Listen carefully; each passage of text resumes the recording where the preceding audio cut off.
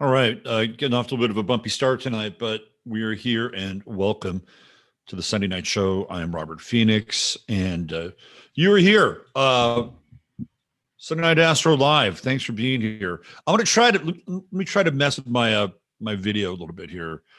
I'm a little too green. I'm a little too Martian-y. Give me a second here. Let me see what happens.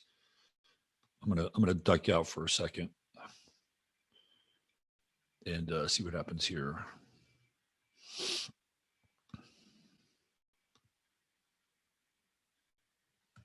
Yeah, I'm gonna go with the even the built-in mic isn't that great tonight. Let's see what happens. Yeah, it's better. Okay, I'm gonna go with the built-in camera tonight, which means that if I disable that camera, good. Yes. Let's see. Microphone. Okay. Yeah. All right. We're good to go. So we're gonna go with the built-in camera tonight. Yeah, there we go. That works. We got I think we have the proper screen ratio and for whatever reason, this new camera that I bought, it doesn't it's like it doesn't want to recognize my green. It's just weird. It's technical shit you don't want to hear about. But I am here to tell you that there was an effort. My God, I'm so bad at these things sometimes. About a year ago, and thanks to Johnny Cruz, who spearheaded the effort to help get me some new equipment. And it was weird because I wasn't really aware of it at the time, and I didn't really and I apologize to Johnny. It's like I wasn't really aware that was really going on, and then it hit me, and I kind of figured out like how to fix some of the problems that I've been experiencing. So I didn't really like do that at that time, but now I'm ready to do that. So everybody that donated for that technical upgrade, that's going to happen. And I've been trying to understand like what my best options are. So I think I'm probably going to go with the Vimo cameras, Mevo. I think they're Mevos, and they're put up by Logitech, and they're actually wireless video cameras, and you can run multiple cameras, so you can do like a multi-camera shoot. So I think I'm going to go down that path, and then it's going to be like switching over to iOS. So I think the event coming up is going to be one of those kind of demarcation experiences because I'm gonna bust it out at the event and try to do some multi-camera shooting while we're at the event. So I'm really excited about that. Hey, it's a Mercury retrograde, or at least it's almost over, and there's no time like the present to get in and kind of reverse some of these trends. How is everybody tonight? We got a special show ahead of you, and it's going to be a really good shoot. We've got I'm going to fly solo here for about an hour, a little less than an hour. And then in the second hour, I'm going to be joined by Dr. Narco Longo of Old World, Florida. And he's a cool young guy. I discovered his channel in my feed. I started to watch his channel. It's really interesting. He gets into some very esoteric stuff around Florida. He's been on the chat. He was in the chat last week. So we connected because I wanted him on the show. I was like, hey, he'd be a really good guest. We could talk about the astrology of Florida and some other things. So we connected yesterday, and we kind of have something mapped out here. And he's a Sagittarius, so he likes to talk and go for a long period of time. So we're going to probably go for about 2.5 to 3 hours on the back end. So if you're a mod on the East Coast and you need to drop out or drop off at about anytime between 10 or 11, that's cool. If you want to stay and hang out, that's cool too. So we're going to be in for a kind of a long and extended version here as we move into the first week of October. And so I got a lot to cover, a lot to talk about. There's a hell of a lot going on in the world, some of which is topical. And I am going to talk about some topical things before we bring in Dr. Narco Longo.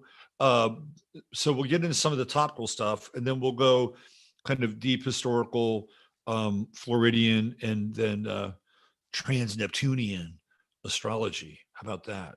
So before I do, let me just see who's here tonight and give some people some shout outs so that get some recognition here. There's the lovely and talented one, Joan S. Let's see, who else do we have? We've got Meow Meow. Hey, Meow Meow. What's going on, Meow Meow? There's Ryan, my man, the wrench worker. Good to see you, Ryan. See you soon. The introspective woodworker, the head of the union, the Intergalactic Introspector Woodworkers Union. Sony's here. Hi, Sony. Always good to see you. Susie Gemini is here. JJ has a show up with Emily, and I'm going to watch it probably tomorrow. It was on my feed today, and I know you had done it, but I'm going to check out what JJ Rain de Blanc has to say. Find out more about the mysterious one. All right, who else do we have here? We have my man Ivan back in action. Good to see you, Ivan. Welcome back. I know it's been a few weeks already, but I like to say welcome back anyway. Who else do we have? Gala Travelog. Hi, Gala. There's my man Tomas. Going to be seeing you soon. Nazumink. Oh, I know who that is. That's Noreen. Hi, Noreen. Good to see you here. Tessa, the incredible Tessa Dick. Tessa D 777 showing up tonight. So our new friend, Dr. Narco Longo, is also Sagittarius, which of course is Phillip K. Dick's sign. So we got a bit of a Sagittarian theme tonight. Moon in Sagittarius. We're going to get way out there. We're going to get very expansive. We're going to stretch your mind tonight. It's going to be a good one. Let's see. Who else do we have? Maya Rose. Long internet failure and then daughter visit. I hope the daughter visit was not a failure. You can live with an internet failure, daughter failure. It happens sometimes, but you want a successful daughter visit more than the daughter failure. Harvest time for the tomatoes. Bring the tomatoes in. Am I right? There you go. Let's see. Who else do we have? Michelle on Wheels, the doomer boomer. She's here. The maven of the email. Sky Gypsy 333 checking in. Let's see who else we have. By the way, some of you might know that Noreen and her mom kind of got a little ill there, and they're rallying now, and they're getting back in the swing of things. So there is some strangeness, some high strangeness going around when it comes to our bodies. Seems to be a common theme in the post branch COVIDian world. Let's see what else we have. Thor. There's my man Steve. What's going on? Oh, so I have to connect with the Crimmies because they don't quite know it yet, but they will. But we're gonna have Howdy McCoskey on next Friday, and it's about escaping from Plato's cave. And I might just do a whole week of the Soul Trap before Howdy shows up. I might preload it the whole week.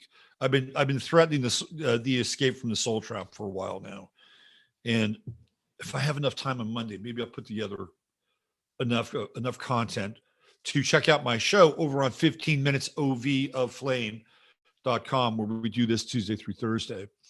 Let's see who else do we have. Garrett Brooks. Hey, it's good to see you, Garrett. Terry Catterley. Hi, Terry. Nice to have you here. Let's see. Double V. Victoria V. What's going on, VV? Good to see you. Miss Nikki's here, of course. Lala HK with a very musical introduction to her appearance. Swami Mommy, really big shoe. Like, what planet did Ed Sullivan come from? That is a weird, Ed Sullivan was a weird human being. He looked weird. He talked weird.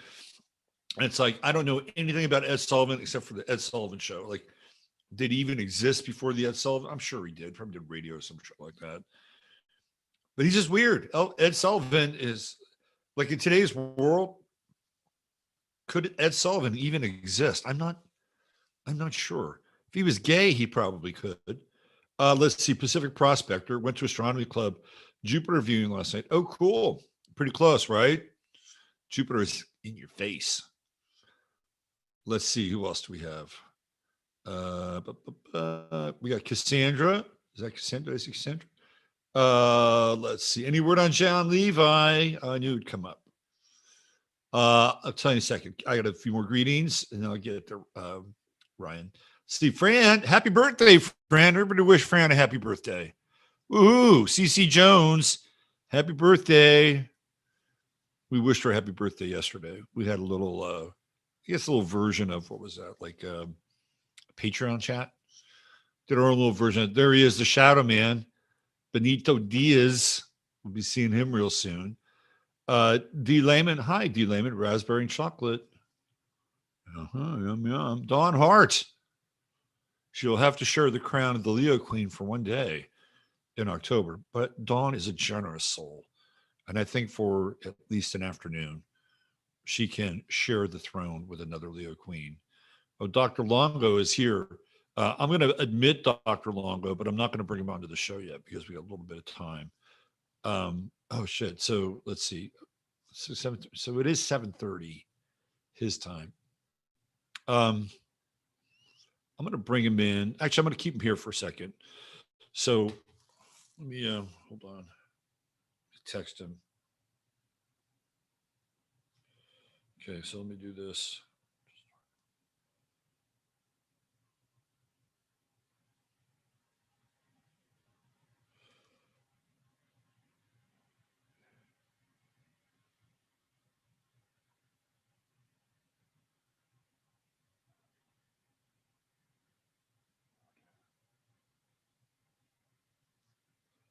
Hold on one sec there.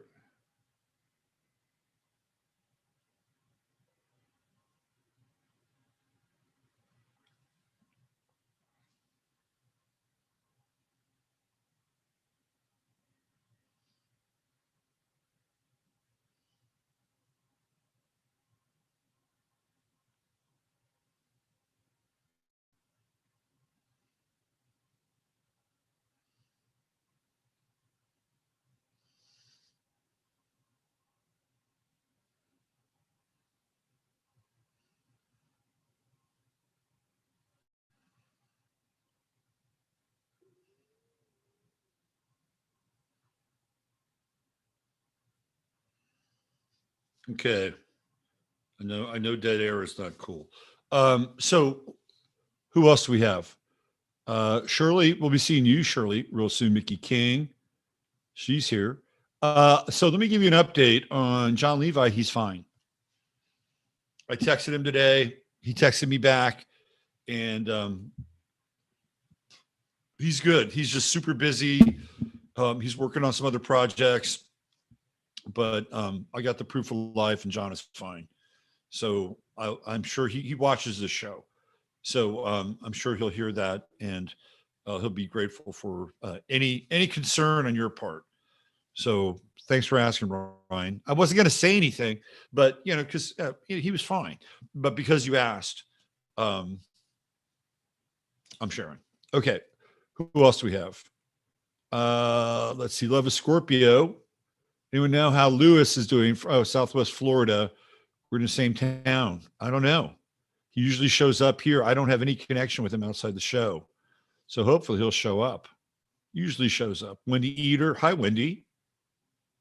Let's see. Who else do we have? Oh, shit. Did not feel like Sunday for a hot minute. I know, right? Something's up with time. Something's always up with time.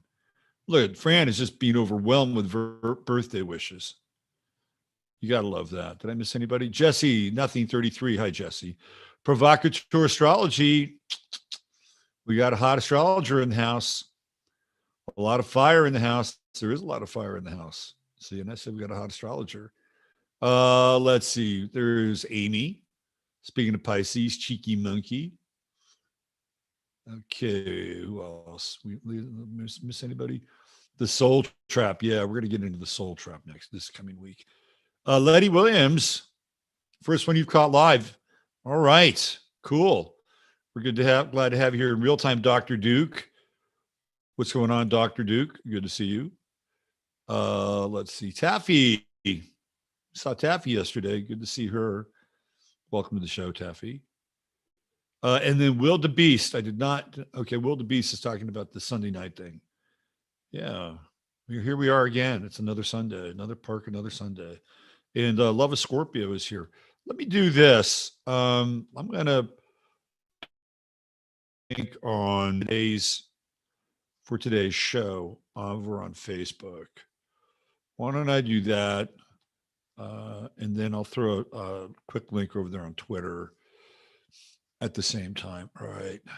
Let me do Facebook. Let me do.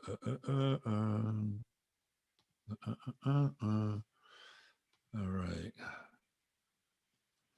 Let's do this. We are live now. Exclamation. And drop this in. There it is. Okay. Let me put a little old world Florida reference in here. Because his star is rising. And some people probably know who he is, would like it.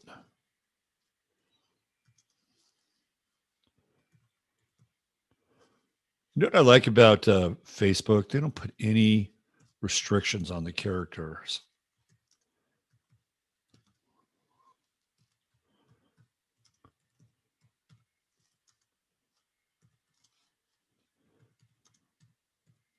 All right, cool. Done. You got it over there on Facebook. I think Twitter's okay. I think Twitter's right. Plus, Tom lets people know. All right. So I have a limited amount of time here before our esteemed guest joins us. So in the meantime, let's get cooking because there's some stuff I wanted to talk about. The first thing is all the strange anomalies with water. And that was something that came up in a big way. All the strange anomalies with water that happened this last week.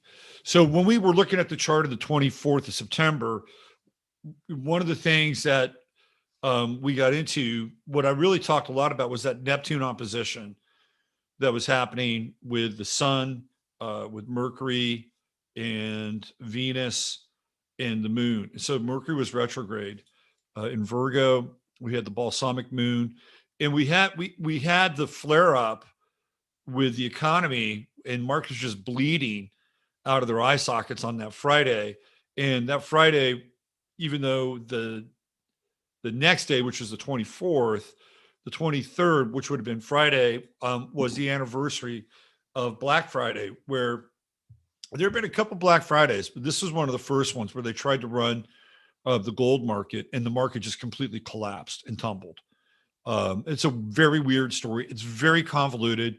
It involves Ulysses S. Grant, his brother-in-law. There's just a lot of high strange with that. So we saw the bleeding out of the market on Friday, but it would be the same configuration in the following week where a number of different things happened.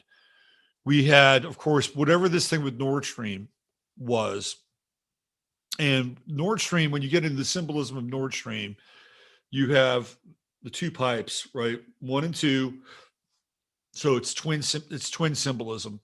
And what do we have in Gemini? We have Mars in Gemini.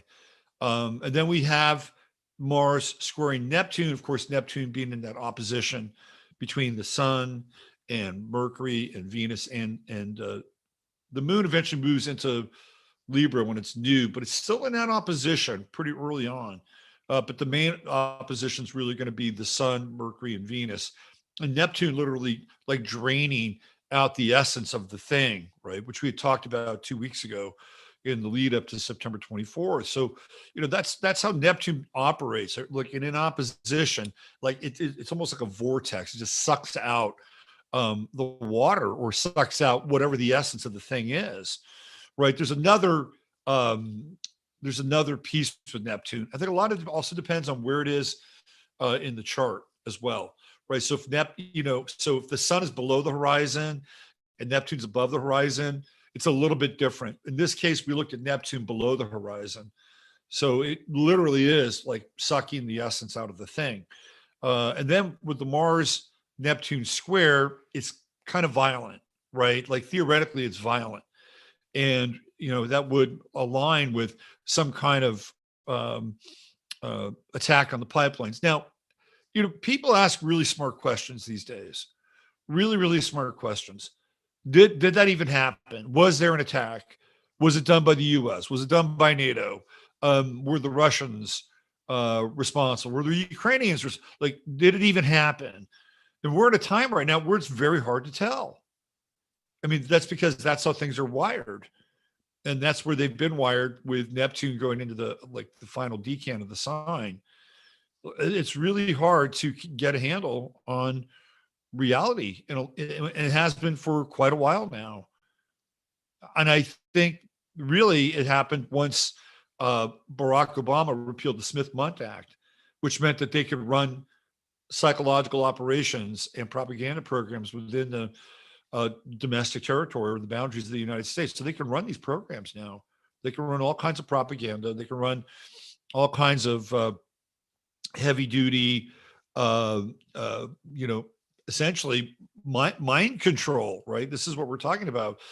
Because if a person doesn't know what's going on, right, you can control their mind through confusion. Mind control doesn't have to be something that's like direct and grabs onto your brain like it's a, like it's a claw on one of those toys, where you put $1 and you try to get a stuffed animal and try to get that claw. It's not really like that.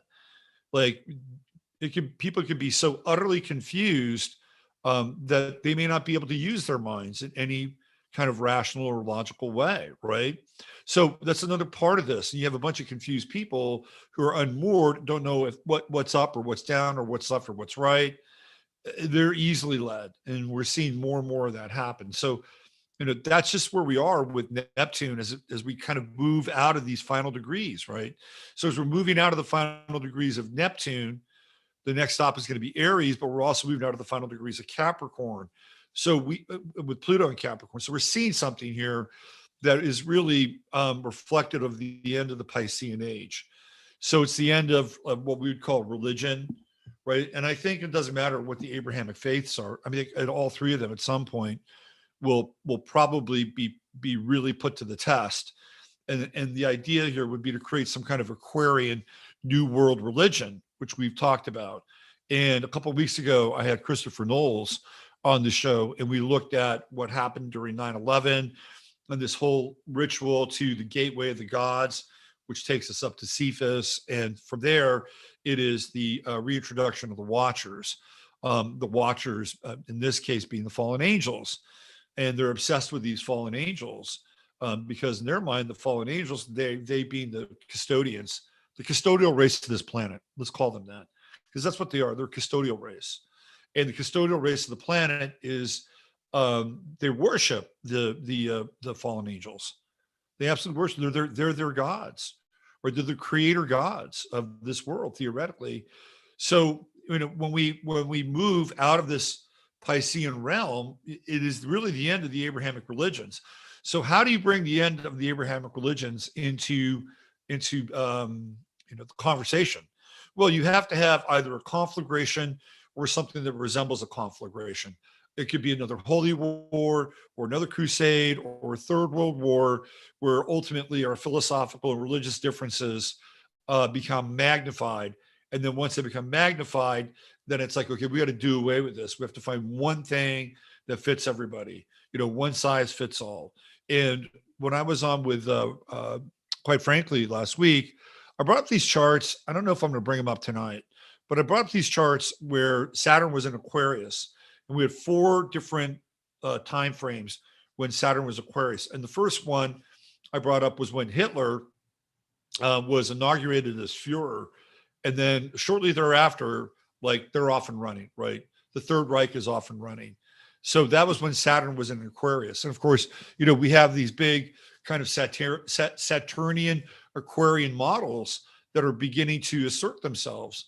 So in Germany, you have the Social Democrats, right? That's a total Aquarian operation, because it's the group, right? It's the collective. And then in Russia, you had the USSR, the Soviet Union, which is another collectivist Saturn and Aquarius entity, right? And then in the United States, you have, guess who? FDR, you have the New Deal, where we really take on a lot more of this idea of big government, employing people to do the WPA, right? So Saturn and Aquarius wasn't just located during, one individual, one location, one time. Like it's all happening sort of simultaneously. So then I fast forwarded to when JFK was assassinated. You have another Saturn and Aquarius moment. And there's all this heavy duty top down stuff. And then, the whole idea of collectivism comes into play. You have Johnson, you have the war on poverty, the Great Society, one size fits all, right? That happens. Also, these Saturn Aquarius moments are kind of preludes to major wars. So, of course, we have a major war once Hitler becomes Fuhrer, right? And I believe that was 1939. So once that happens, it's like we're off and running, right?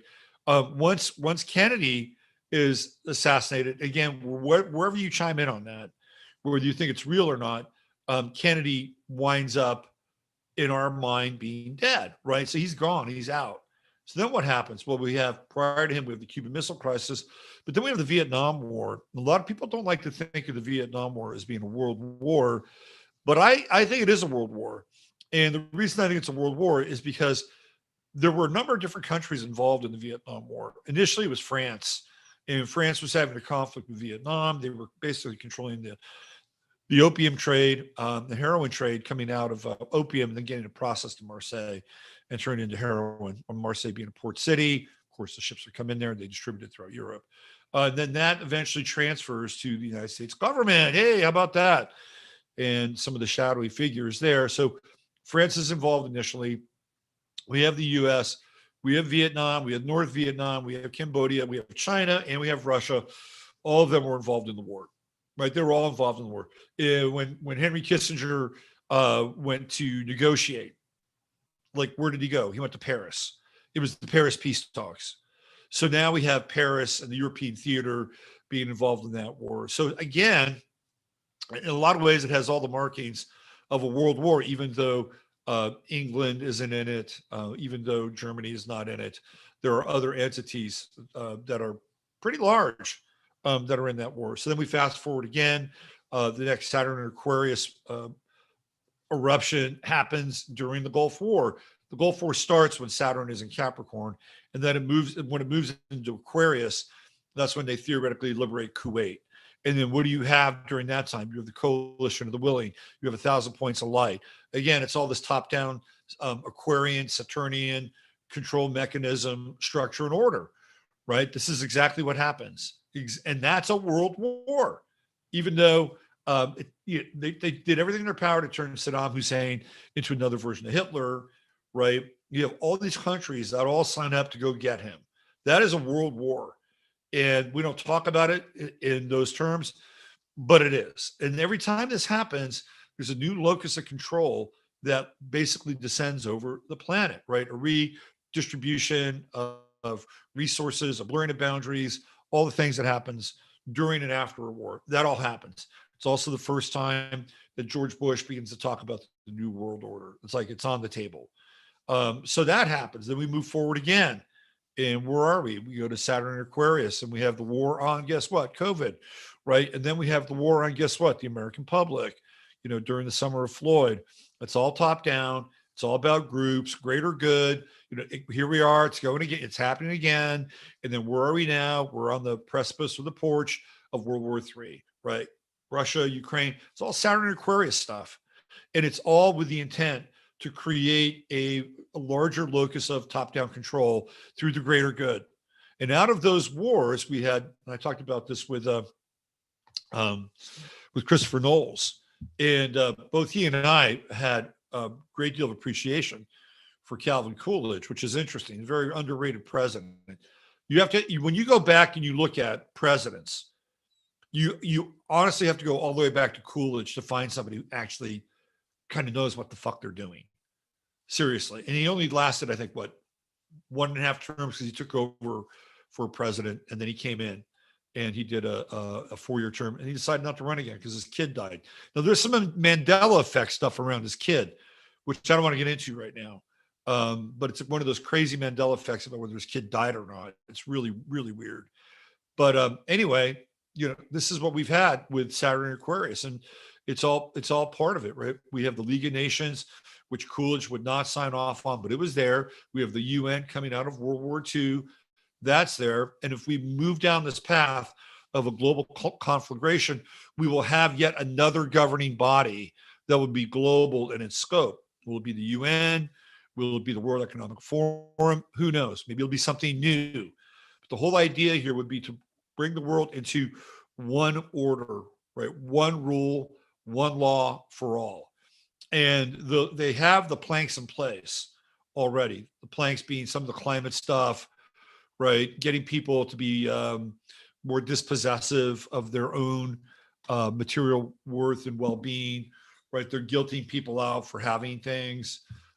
This is all in play right now, right? With the idea that they would use these things to bring about the conditions of, what we would call the New World Order, whatever they're going to call it. They won't call it that. They'll call it something else.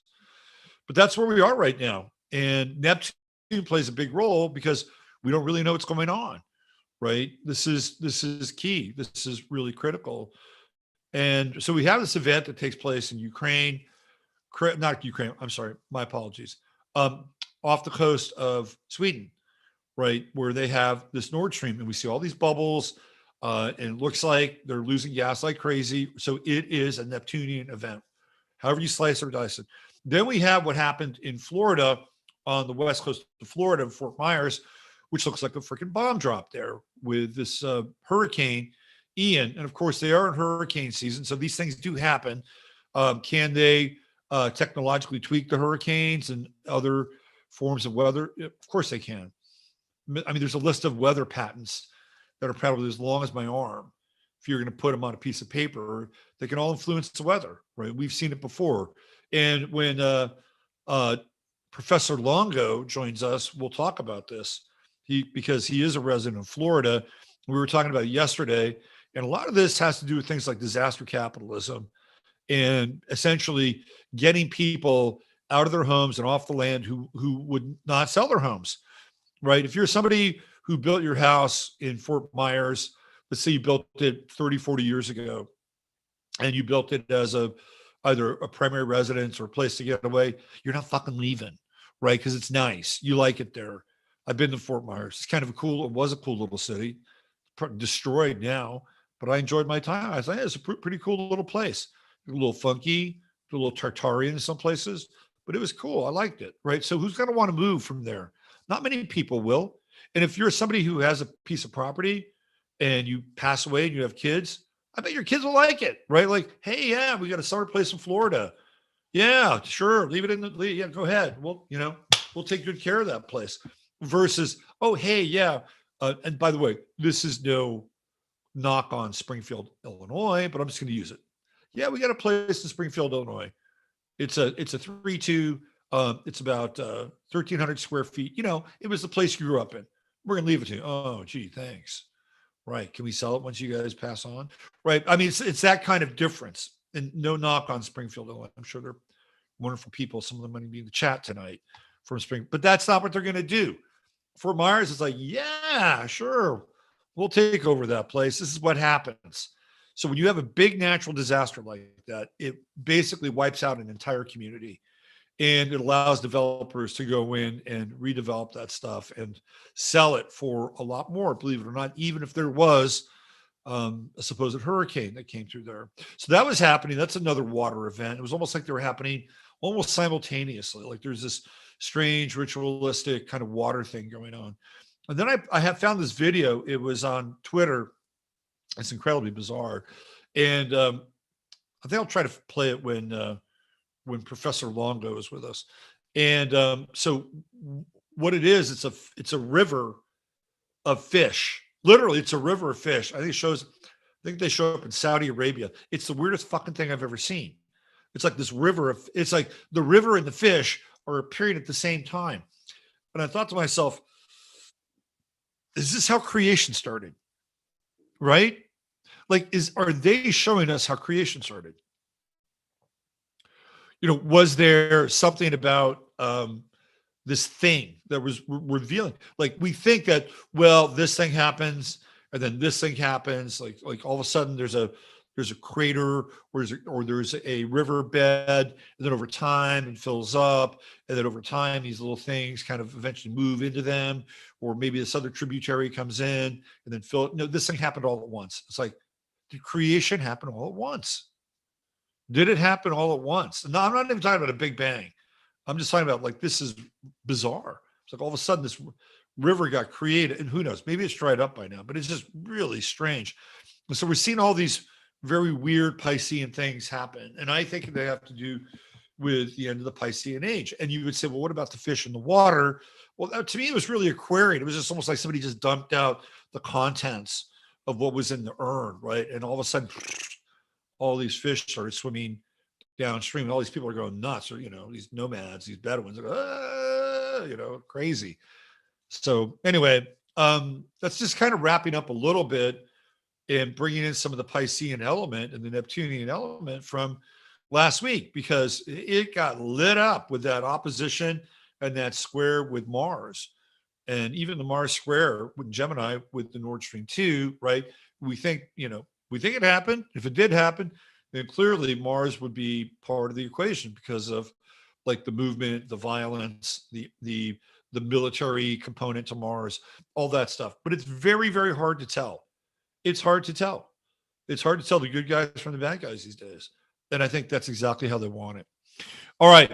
I wanted to get into a few more things because I don't have a lot of time before the professor jumps in. So I started to get into Malika Andrews.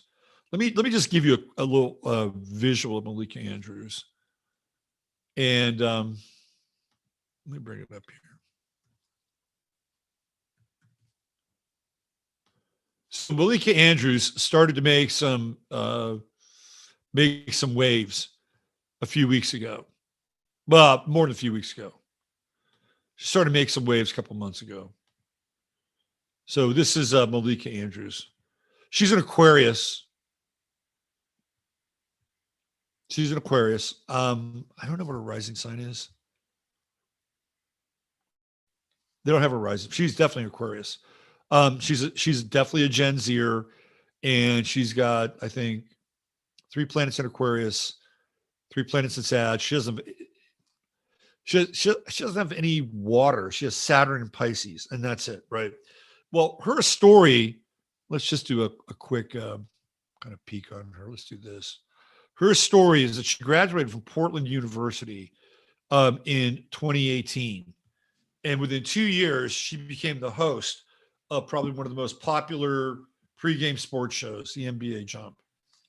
And since she's taken over that role, and even how she got that role is really weird, which is very Aquarian in a lot of ways. But ever since she took over that role, she's been this real lightning rod for controversy. Of course, she's an Aquarian, so she'll do that. She'll wear that. She'll fly that flag. But she's gotten into, since she's been there, Roe v. Wade, the race issue, the gender issue, and the gun issue. All 4 of them. She has no problem whatsoever, like just going in on these topics. And she hasn't even been there. I think she's been there maybe half a season or something. I think she took over midstream from Rachel Nichols, and then maybe she was there 1 year, and now she's all over ESPN. So she graduated in 2018. She did 1 season as the beat reporter for the Chicago Bulls and Milwaukee Bucks. And by the way, those jobs are hard to get. She had no experience except for writing for the Portland State newspaper or Portland University newspaper. So anyway, I got into her story, and I found that when she was a senior, I believe, she spent a year at a therapeutic institute or therapeutic boarding school in Utah. So I'm like, oh, let me check that out. And then apparently Utah has a shit ton of therapeutic boarding schools. And apparently Paris Hilton went to one of them, Provo Canyon. So I'm like, wow, this is really interesting. So Malika Andrews, who's an Aquarian, Paris Hilton, who's an Aquarian, they both went to one of these therapeutic academies. Now, I don't know which one she went to, but these therapeutic academies were put together for young people who either have anger issues or depression issues. Pretty much those are the two biggies, right? So she went and then she left and then she went to Portland University. So then I decided to get into Paris Hilton and the Doomer Boomer, Michelle on Wheels, told me that Paris Hilton had a documentary on YouTube, which I watched. Actually, we watched it together last night or 2 nights ago. It was fascinating. Absolutely. Like there's like, it's a weird fucking family. Go figure. But what family isn't weird? Right. So what happens with Paris Hilton, and we're going to get into her chart, is she she's raised in this, kind of nouveau riche American royalty, even though her father did not have the direct pipeline to the Hilton money. He eventually was able to kind of access his own fortune by getting into real estate and, profiting off the Hilton name. So he father's a hard worker, he did extremely well. So they wanted to raise their kids in a proper environment. So they went to New York, and Paris was going to high school in New York, and she was going to finishing school in New York. And, she had to act a certain way, right? She had to be constrained. I mean, you see her chart, you can't do that with this person. So when she hit 14, 15, what's 14, 15? It's the Saturn opposition. What did she do? She said, fuck this. I'm not going to be a part of, this top-down world. I'm going to get into the nightlife. That's what I'm going to do. I'm going to go out. I'm going to play. I'm going to have fun. So she hit the club scene. And eventually it led to her being put into one of these therapeutic schools. Now, she didn't start in the Provo school. She started in a different school, right? She started in a different school. Now, I don't know if she had to go back or she just kept getting transported from school to school because she would escape. She was not into these environments. But then she wound up in this Provo school, the Provo Canyon school. And so she has this recurring theme, nightmare, over and over again, where these two guys come in and then they take her, they snatch her, and there's nothing she can do about it. She's, up until about 2 years ago when the documentary came out, she was an insomniac, like an incredible insomniac. And that actually happened in real life. Like these two dudes came into her house with her parents' permission and basically kidnapped her, put the cuffs on her, and then brought her into a van. And eventually she winds up in this school in Provo, Utah, where she's really, really abused. And a lot of these other girls were abused too. So we got the professor. He's here. And I'm going to just get into this Paris Hilton chart here for about 5 minutes. And then we're going to bring Dr. Longo in because I did want to talk about this a little bit. And what's interesting here, right, with her chart, she has all of this Aquarius, Sun in Aquarius, Mercury. So she's really smart. And, and she's going after wealth, right? She wants to be a billionaire. She talks about this during the documentary. That's the wrong move, Paris, right? You've already got it. You got the South Node in your second house. This is what you need to become. Guess what? A mother. Oh yeah. Paris Hilton needs to be a mother. Believe it or not, true node conjunct the moon in Leo. There's the vertex 29 Virgo. She should hire me as her astrologer. That's where my sun is at 29. Her vertex is at 29 Virgo. Paris Hilton, if you see this video, give me a ring. I could help you out. Now I wanted to point this out because there are two things, and then we're gonna bring the professor on here. So one of the things that happened was that when she was going through the Saturn opposition at 14, 15, right? Where's that going to go? It's going to go into her fourth house. So at 14, 15, you separate away from your family, right? Remember, I've talked about this over and over again. And then what's Aries? Aries is the muscle, right? Aries is the law or the law enforcement. And Saturn coming right into her home and then plucking her out of her home. And now she's going through the first Saturn opposition. Heavy duty stuff, but you can see it right here. You can totally see it. And she's hard to deal with. She's got Mars in the third house in Pisces. So she's restless as fuck, right? And it's squaring Uranus. Don't fence her in. She's got a very interesting chart. She doesn't have any Earth. She's not grounded. She does have that vertex at 29, conjunct my sun. I could help her out. So there's that going on. The other thing that I wanted to point out real quick, like before we bring the professor in with Paris's chart, is her relocated chart for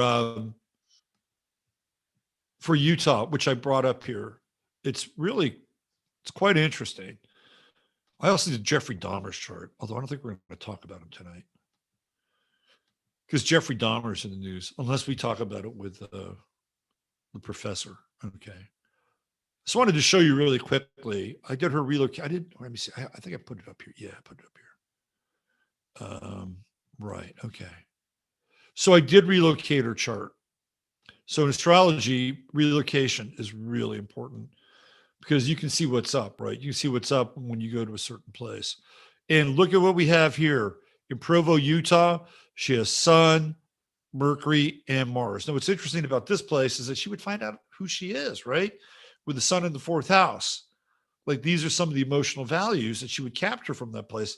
But Mars here is definitely martial, right? We saw Saturn come in, Saturn opposition. She gets snatched out of her home by the goons, and then she deals with this, very, very conflicted Mars situation in Pisces, right? Which is incarceration, right? Pisces, the 12th house is incarceration.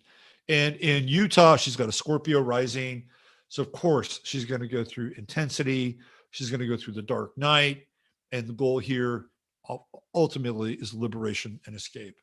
So just a quick, interesting chart for Hilton, both in terms of her birth chart, that Saturn opposition, and the relocated chart. And then lastly, when you go through and watch the documentary with her, she winds up connecting or reconnecting with some of her schoolmates who went through the same thing.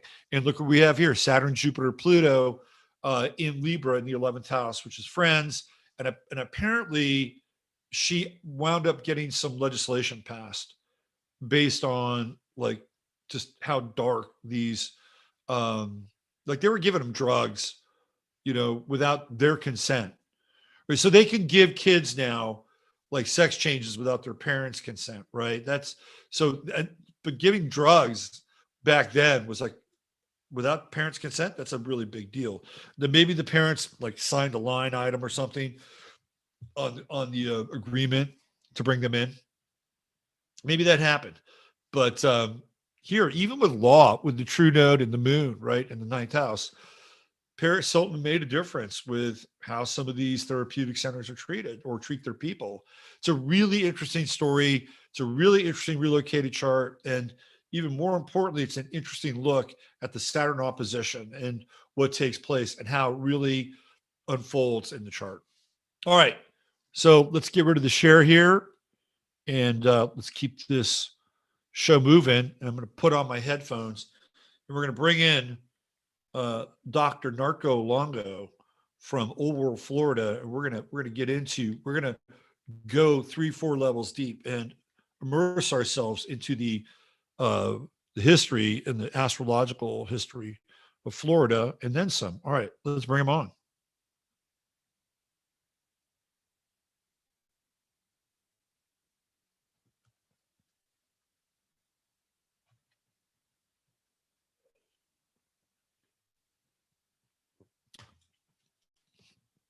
He's connecting. Are you there? Testing 1, 2, 3. Connecting the audio. So he's got this really cool symbol of you can probably see it. It's a sun, a blazing sun, and a conch shell. So it looks like we've got the audio set up here. There he is. Howdy. Hey, what's going on, Narco? How you doing, Robert? I'm good, man. Yeah, it's good to see you. Thanks for being here. Nice to meet you. Yeah, I've been following your work. You're doing some great stuff. I'm learning lots from a lot of your videos, especially from some of those local characters like John Saxer. Is he still around by any chance? Yeah. I just filmed a documentary with him over the last month. So yeah. He's a really interesting character. Yeah. What do you think of his story? Do you think he's actually? I know what I'm gonna say my opinion, but do you think that he's descended from the line that he claims he's descended from? I've seen the paper trail to prove it, that at least his grandfather is who he says he is, and his grandfather does descend from this von Sachs family.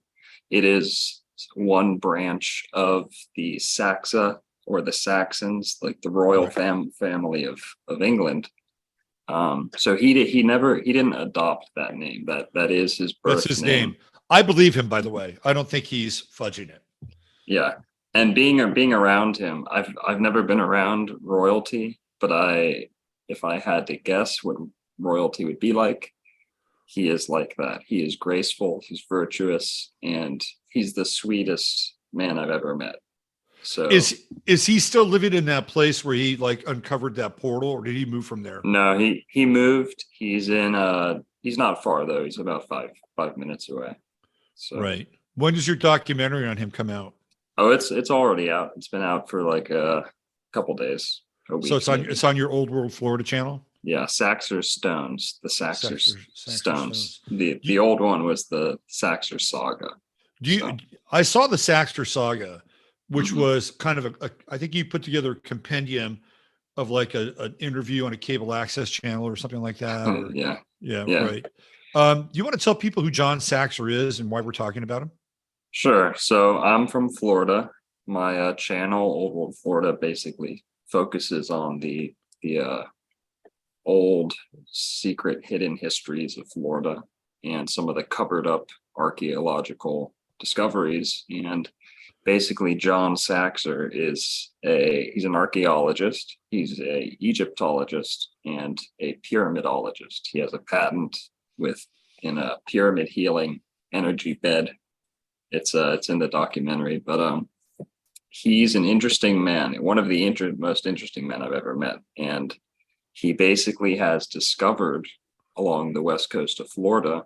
He moved down here in the mid 80s, I believe, and started noticing these stone anchors, these big, large, huge, enormous anchors. So some of them are 10 feet tall and upwards of 10,000 pounds. So these are they're breathtaking. They're huge, and they have perfectly bored holes going through them, which are not explained by our modern academia. They're not even acknowledged by them. So basically, he knowing what he knew about limestone before, with his knowledge about Egypt, because the pyramids are built of limestone, coral castles built of limestone, pretty much all of Florida is built of limestone. So it's kind of the only rock you're going to get, but it's still significant.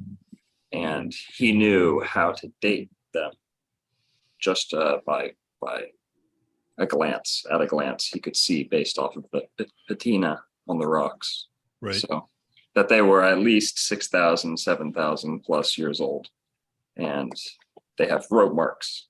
So something's not adding up, So his thesis is that these giant stone anchors could only be handled by giant people. Right. Yeah. That's his conclusion. I think the obvious counterpoint to that would be, what about advanced technology, anti-gravitic technology that maybe we're not aware of right now? Right. And that's definitely on the table. Right. And then he also points to the fact that they could be aliens. So giants, aliens, anti-gravity technology. It could be one of the three. It could be all three, Right. Either way, none of it really adds up to whatever, supposition academia could come up with. Yeah. Based on their terms and conditions.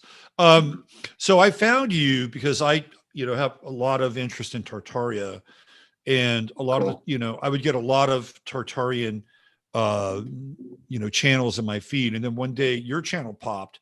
I'm like, okay, this is cool. Let me watch this. Right. And I loved are you still running that same intro with Miami Vice and stuff, or did you drop that? No, I do. Yeah. I love the intro. Yeah, it's cool. So we started to get into your channel and watch your channel. I'm like, well, this guy's really interesting because he's got kind of a real grasp on some very esoteric happenings down in Florida. And then I think you did a whole series of videos where you were taking images of people's signs, right? It was like Aries, Taurus, Gemini, and you were running like just visuals of who those people were. I'm Yeah. like, oh, this is interesting. This guy's into astrology too. All right. So let's keep rolling. And then I saw you do that show with Juan on Juan, and you really started getting into astrology with Juan, who connected you and I. Yeah. And I'm like, oh, okay. So this guy is just like getting more and more interesting with each passing show. So then I'm thinking, he'd be really great to have on the show to talk about like this whole astrology with Florida and some other astrological stuff. And then I think it was last week you popped into the chat. You were in chat and you were like, hey, it'd be great to come on your show. It was like just one of those things, right? Like I have the thought, there you are, boom, here we are, right? The world of instant manifestation. Well, Yeah. I know that you don't have to go full on, full disclosure, but tell us a little bit about yourself. Where are you native Floridian? And where did you grow up and how did you get pulled into these subjects? So I was born in Florida. I'm from Florida. I'm 25 years old. I was born in 1996. So I've been here my whole life. And basically, I've told the story a couple times. Oh yeah, I know where you're going with this. Yeah. It's the crazy, like, go ahead.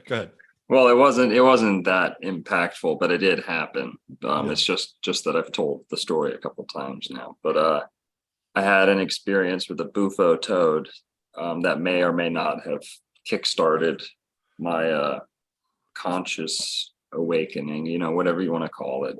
Right.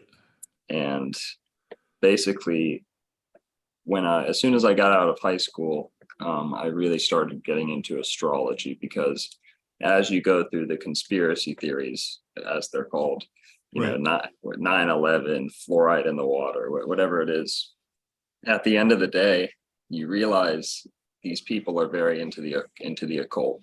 They are very into astrology, and they are the ones who convince the public that there's nothing to astrology, that it's for superstitious, it's just wives' tales and Right. and to be fair, the junk in the newspaper is very damning to astrology. But I just started getting into it, and at first, there is that stigma, like it's evil, it's right. pseudo. Florida's pretty Christian too, right? A little bit, yeah. North Florida is very Christian. In the South, it's very Catholic with all the Right. South American people. But yeah, so I just got into it, and I never even knew my sign until I was about 19, and my friend told me, "Hey, you're a Sagittarius," and Right. he gave me the quick little description, and it was dead on. And I was hooked from there. There was no convincing that I needed. There was no studying. I recognized it as true as soon as I saw it for what it was. And I would say that I picked it up, quicker than most. I'm a big fan of Santos Bonacci. Not Sure. Yeah, he's great. So I think I really latched on to the astrotheology probably quicker than I did doing natal charts and stuff like that. Right. But over the last couple of years, I've really delved deeper into the natal chart and just every aspect of astrology, whether it's decoding mythology, Right.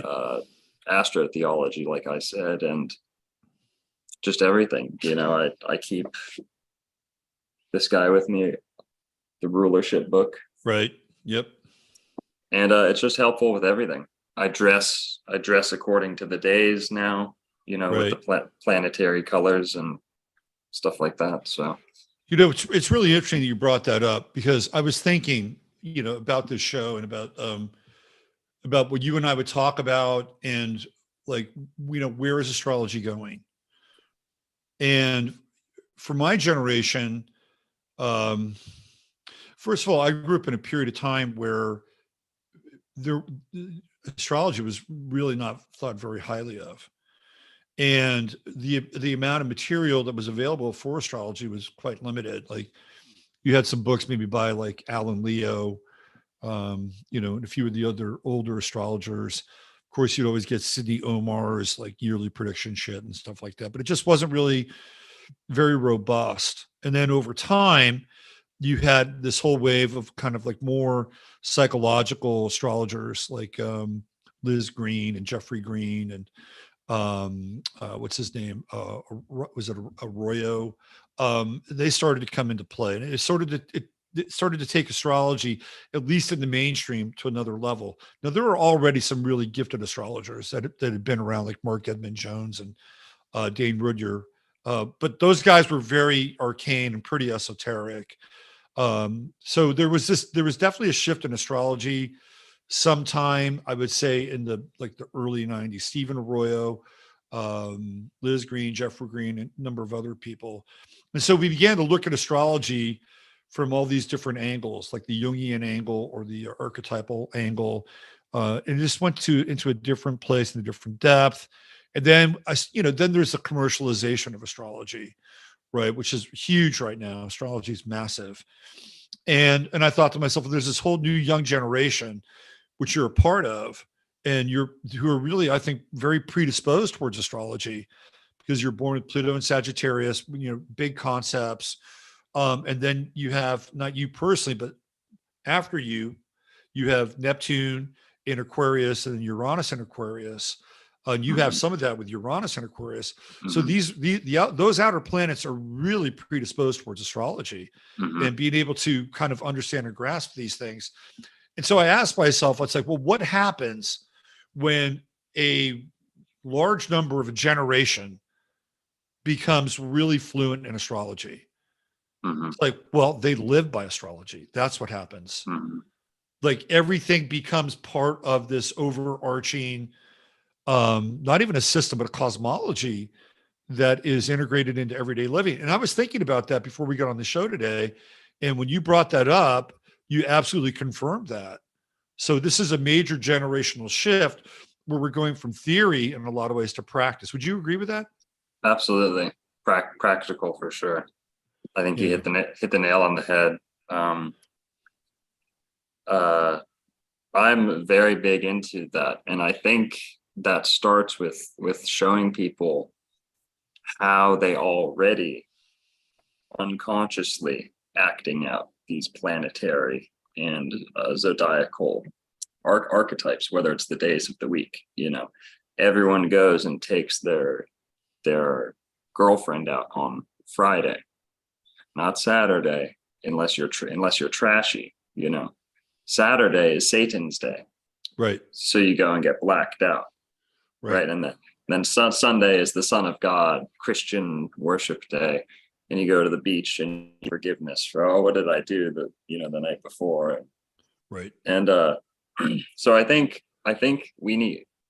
It's not necessarily a new thing. I think we're returning back, the pendulum swinging back to a point of just common understanding, where it's not going to be every person's a deep esoteric astrologer, but it is, like you said, the practical, where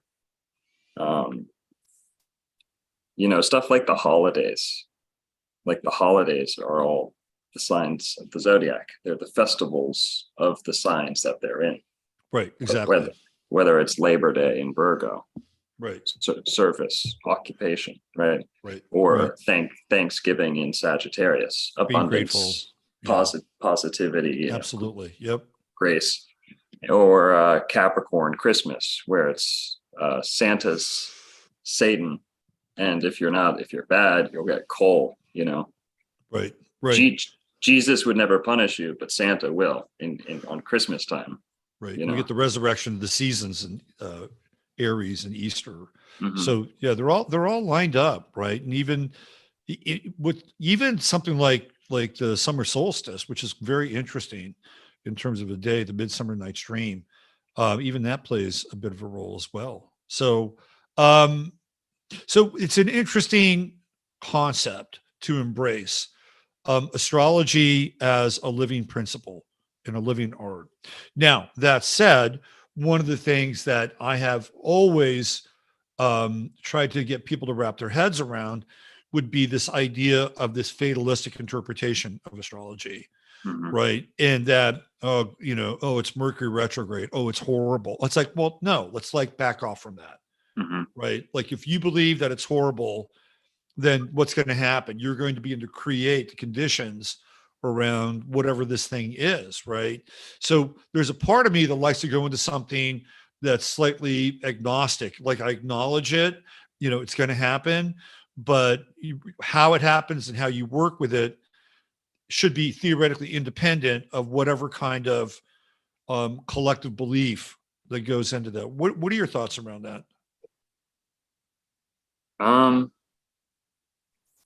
could you sum that up one Well, more yeah, time? basically, there are Yeah. people who have a superstitious Okay. Yeah. Yeah. belief Like, that something is going to happen, yes. right? Like we got into this on this show when there was the Saturn, it was the Uranus Mars and True Note conjunction in Taurus, right? So there was a lot of dark hype around it, Mhm. and I'm like, well, hold on a second, let's just back off of this a little bit, Yeah. right? Let's try to deconstruct what this is instead of having this kind of surface level relationship with these aspects and then having those aspects become self-fulfilling prophecies in Mhm. our lives. And so I'm a big proponent of that. And so I think there's a really interesting integration between living through the cosmology, which is what you're doing, and I think what a lot of other younger people are going to do, and this idea that these things are immutable, right? And they're going to happen. So Mhm. that's where I was going with it. I now I see what you mean with the fatalism or the pessimism associated with, you know, non-positive astrology. I think people see they always want to say, and it works the other way. You tell someone, oh, you've done so good in your life because you're wealthy, your Jupiter's well aspected, and then they'll say, hey, I worked for everything in this life, how dare you tell me Right. it's Jupiter doing all the work for me. So it works the other way too, where people don't want to relinquish the fact that they've worked hard to the planets and Right. give up some of their own credit.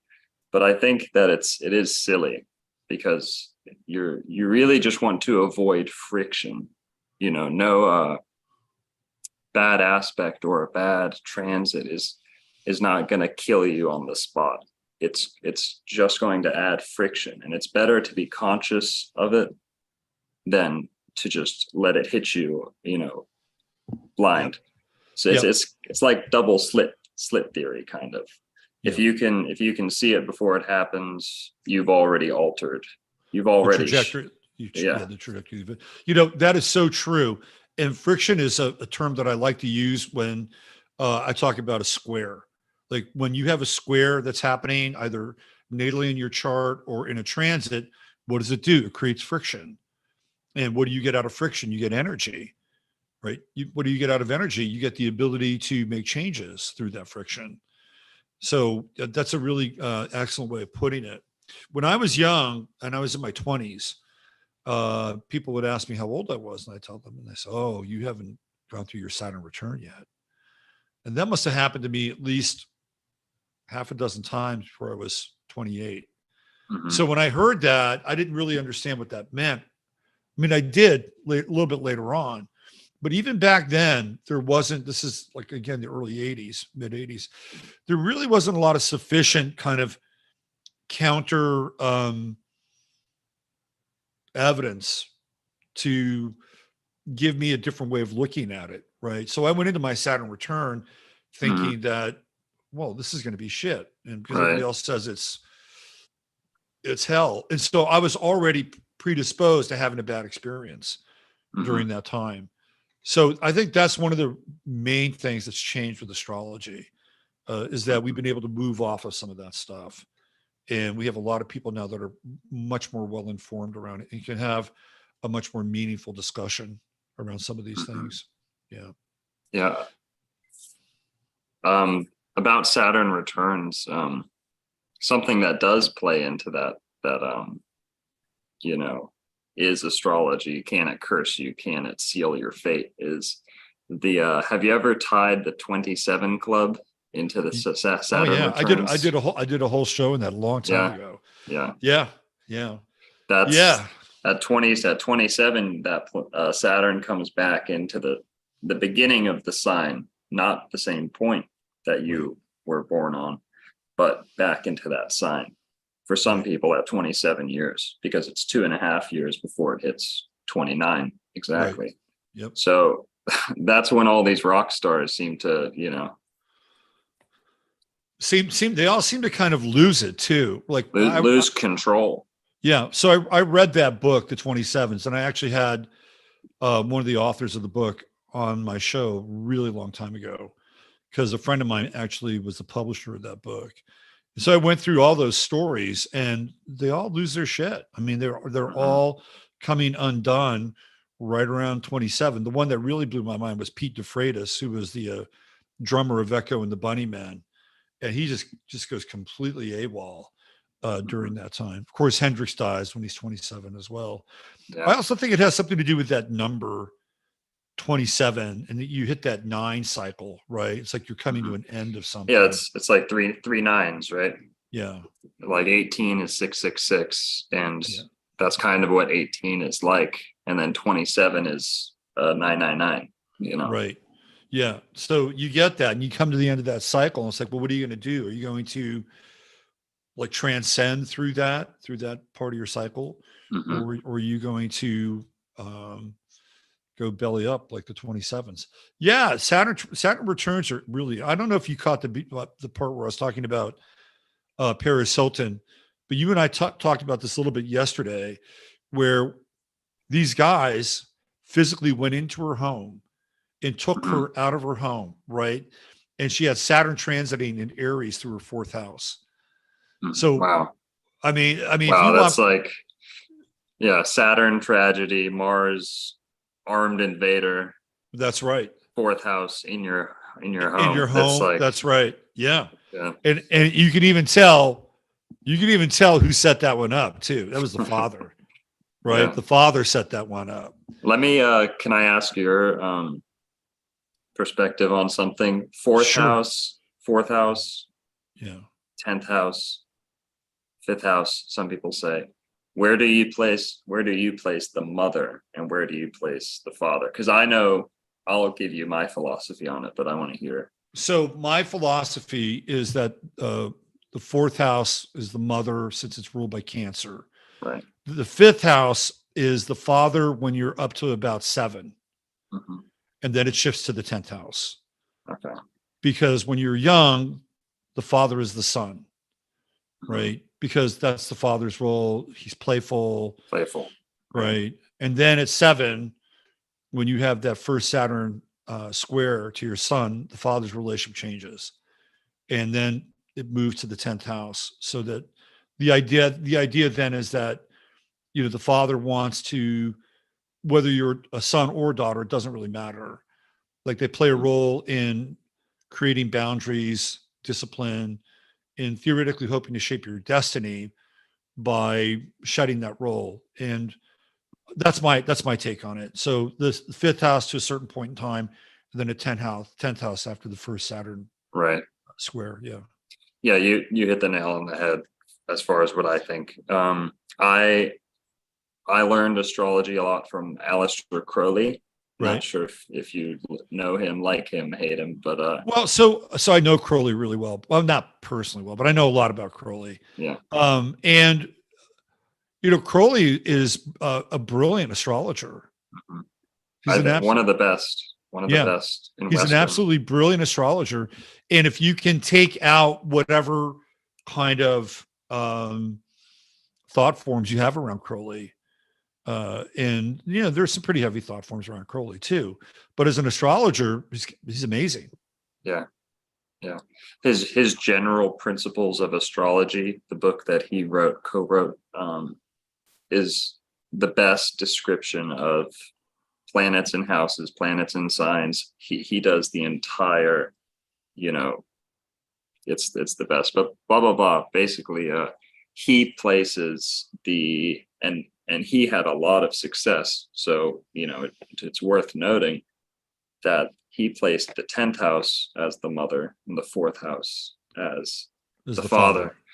Now, when he grew up in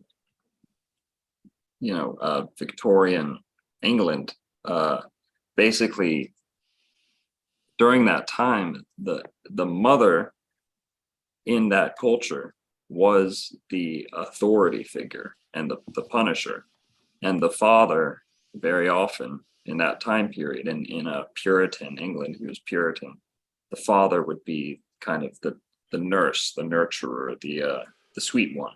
Right. So it's kind of the way that it was imprinted on his psyche was authority figure versus nurturer. So, what if you have two dads? What if you have gay dads, gay moms? One of them's going to be that nurturer, and one of them's going to fall more into the authority figure, the disciplinarian. Right. And that would place him at the 10th house, and the nurturer would be the 4th house. What's also interesting about that example is that if you go back to the turn of the century, and I'm specifically talking about America, I mean, it might have been the same in England, but I think it was a little bit different. In the turn of the century in America, men, by and large, were not interested in moving into the workplace.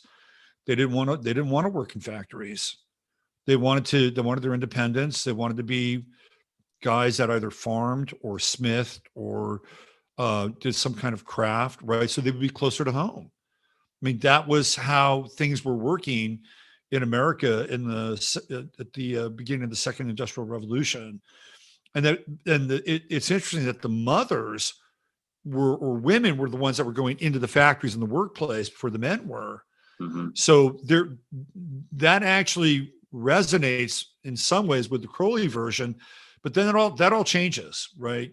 All of that, seriously changes. What's your mother's sign? My mom's a Gemini. So you're a Gemini rising, right? Yeah. So she's in your 1st house or 12th house? I don't know. I haven't sandwiched our charts on top of each other. So do you know what's her birth? I could do it. What's her birthday? Her birthday is June 7th. So she's around what? 16 Gemini, right? Probably. Yeah. So that would put it on what's your rising sign again? The degree? Gemini. Oh, the degree, 22nd degree. So she is on the cusp of your 1st house, hanging out on the 12th house. So influencing you behind the scenes, but important though. Very important figure. Mm-hmm. Yeah. And what about your father? What's his sign? He was a Virgo. My dad passed away, but okay. He was a Virgo, September 18th. Right. So that's 4 days off of my birthday, which is the 22nd. And is your 4th house cusp Virgo? Is that right? 4th house cusp. Because you got Mars. No, I have Virgo 6th house overlaid. I don't remember the cusp exactly. Let me just believe it or not. Hold on a second. Yeah. I got your chart here. Okay, so according to this chart, you have, looks like, are you running full? You're not equal houses, are you? No, it's Placidus. Should be. Okay, so it looks to me like, if I'm not mistaken, this little triangle here would be your descendant. So your 4th house is Virgo. Okay. Well, but you know it better than I do then. So your father's son would be in your 4th house, right? In fact, probably pretty close to a little over your Mars. So here's where your father's son is in the 4th house. Did you experience your father as somebody who was, when he was alive, did you know him well? Was he nurturing at all? Did he fit that mold? Yes, he was more so than the nurturer, and my mom was the disciplinarian. Right, because she's right on top of you, right, with that sun on top of your ascendant. Yeah. That's interesting stuff. I experienced that with my kid when he was when he was hitting that second Saturn opposition, well, the first Saturn opposition at 14, and we had just moved to Texas.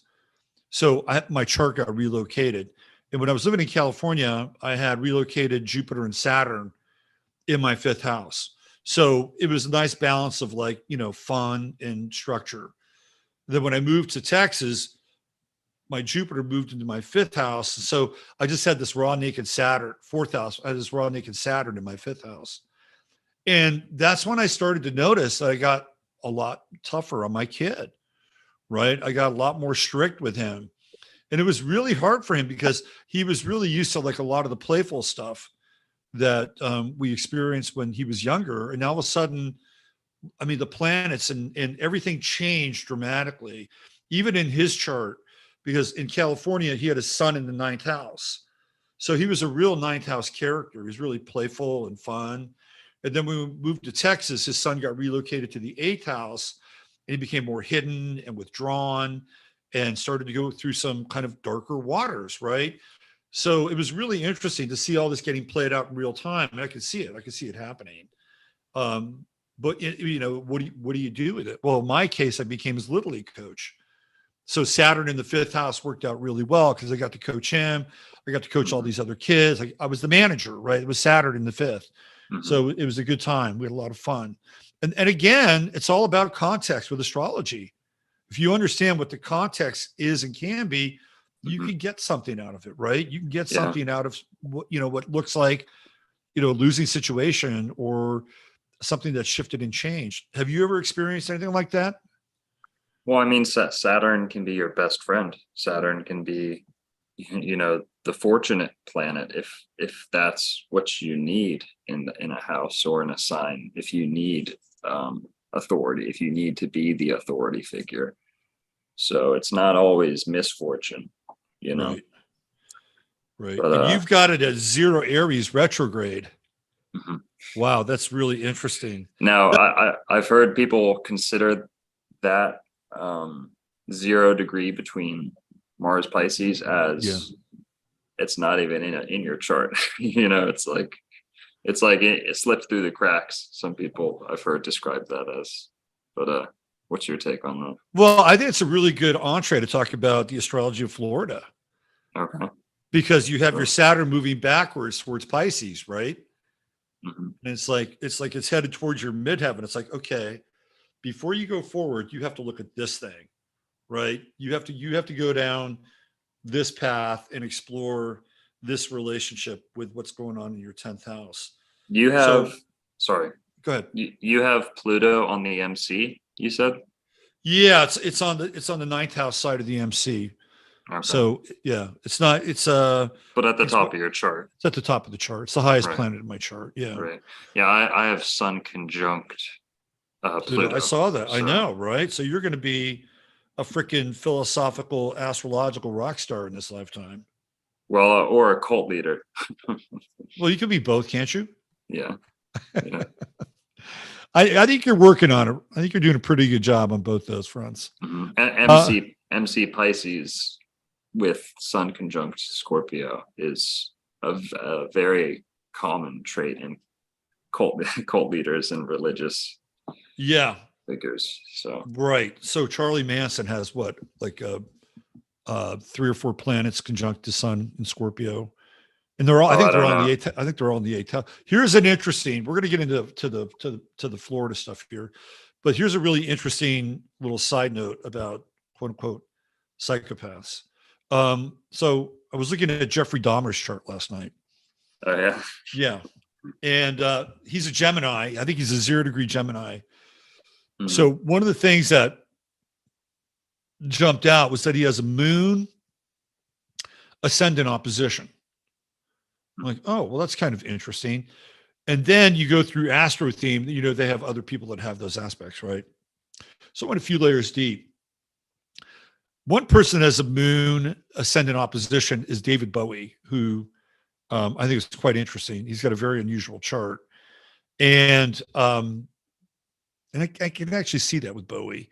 But then you go a little bit deeper, and there's another serial killer named Ed Gein, who has moon opposing his ascendant. And Wow. then we hit the trifecta with Scott Peterson, who's another famous killer. He killed his pregnant wife in California, Lacey Peterson. And he has the moon ascendant opposition. The weird Yeah. thing about Scott Peterson is what's that movie with Sylvester Stallone, and he goes into the future, Demolition Man? Is that what it is? Right? Demolition Man. I wouldn't Yeah. know. Sylvester Stallone did this movie called Demolition Man. And he's frozen. And then they bring him into the future because they've unfrozen they've unfrozen a psychopath played by Wesley Snipes, right? So they have to unfreeze like a cop from another time because in the future, they don't know how to do anything. It's also politically correct that they don't even have guns, right? Mhm. So they unfreeze a bunch of these kind of rogues gallery criminals during that time. And one of the guys that they unfreeze, but by the way, this is before Scott Peterson had ever murdered his wife, right? One of the people they unfreeze is Scott Peterson. Like you can see the names on Wow. these criminals, right? It's like, whoa, that's weird, right? It's like this guy was actually a bad dude, Mhm. and it happened before the movie happened before he actually killed his wife. Anyway, he's one of the guys that shows up with that moon opposition to the ascent. What do you think that is? Why do you think it shows up in these characters like that? I mean, assuming that they're all kind of the story we've been told and none of it's like false flag Right, situations. right. Yeah, and regardless, even if they are false flag narratives, the narratives still hold I true agree with you. to the 100%, astrology, 100%, 100%. because astrology is a narrative, you Right, know. right.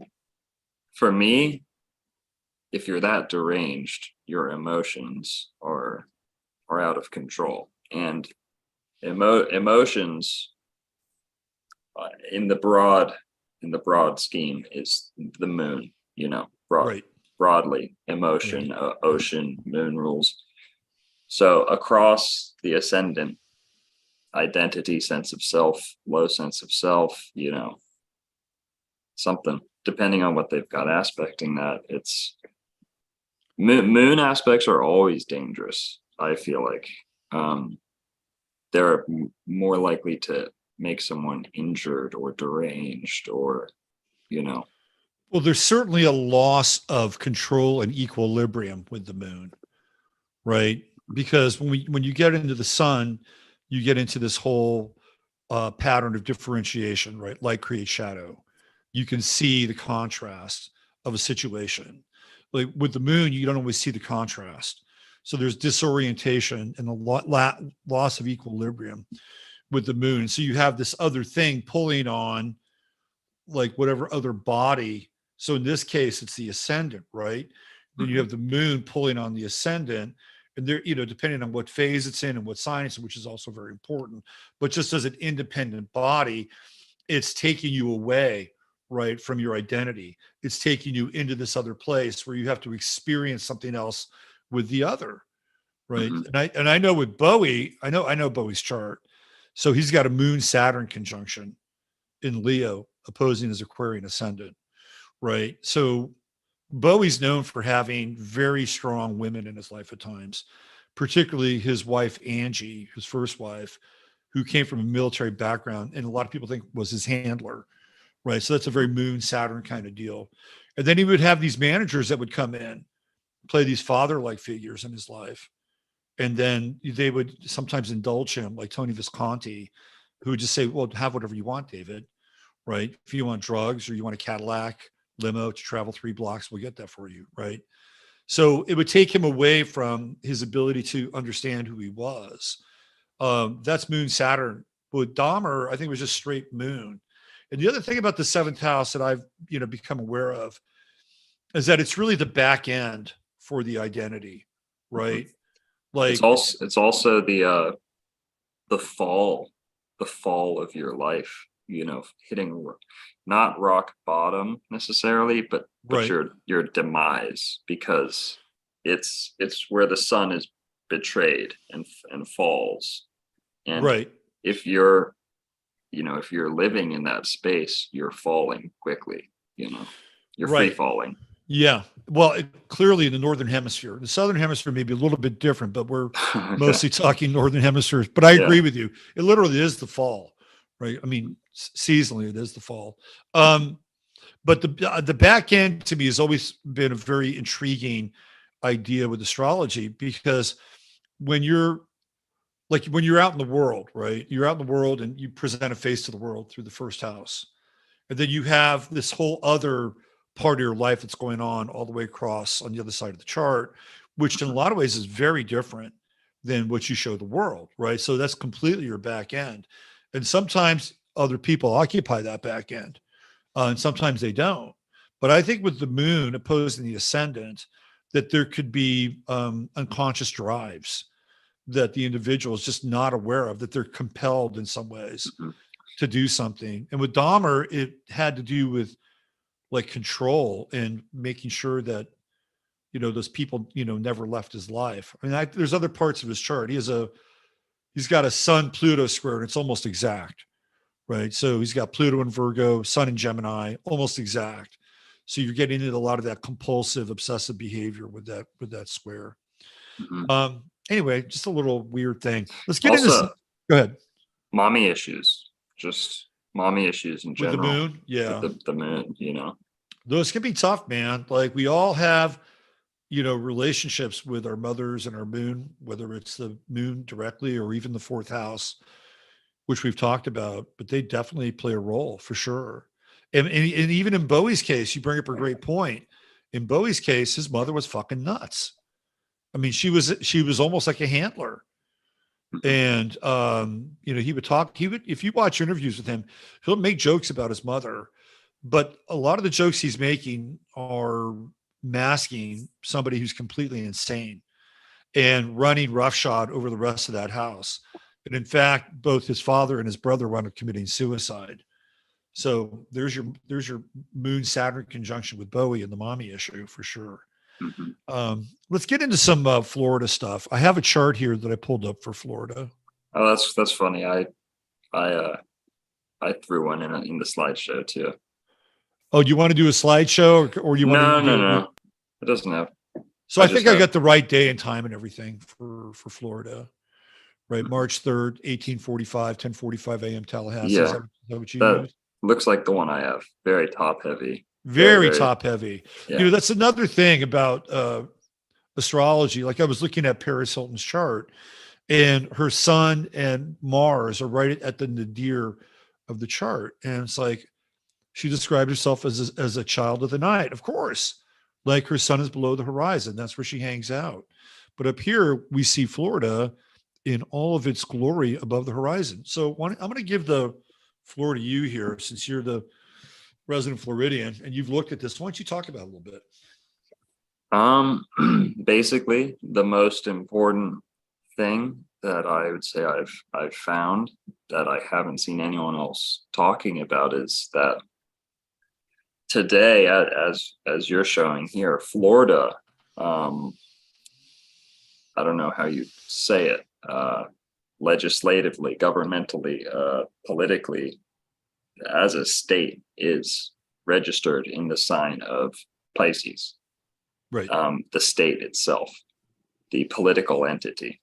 Now, in ancient times, Florida was ruled by Pisces, and they knew this because they plotted, the ancient native Floridians plotted all of their sacred sites and mounds along the constellation of Pisces. So if you zoom out on the entire state of Florida, these sites that are hundreds of miles away from each other, they comprise the constellation of Cetus, being right next to Pisces, and Pisces Right. being included in that. So Right. in ancient times, Florida was associated with Pisces.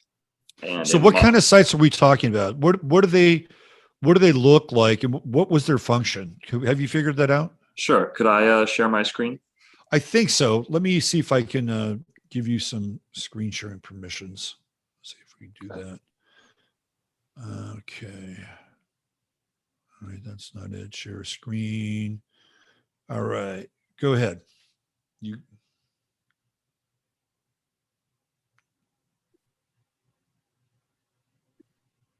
Hang on, I gotta allow access.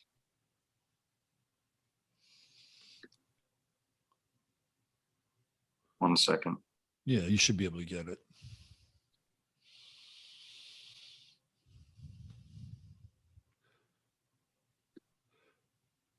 It's interesting looking at DeSantis, the Virgo in Florida's fourth house natally. That's interesting. We can circle back there. Can you see my screen now? Yep, you got it. Mm-hmm. Okay, cool. Do you see the folder I just pulled up? I do. Yep. Okay, let's take a look in here. So Florida has pyramids. I guess we could start off with that. You're not allowed to call them pyramids in America because right, they're earth mounds, right? That's what they call them, but they wouldn't know because they're protected as burial grounds. Right. But they're not burial grounds. We're going to see this.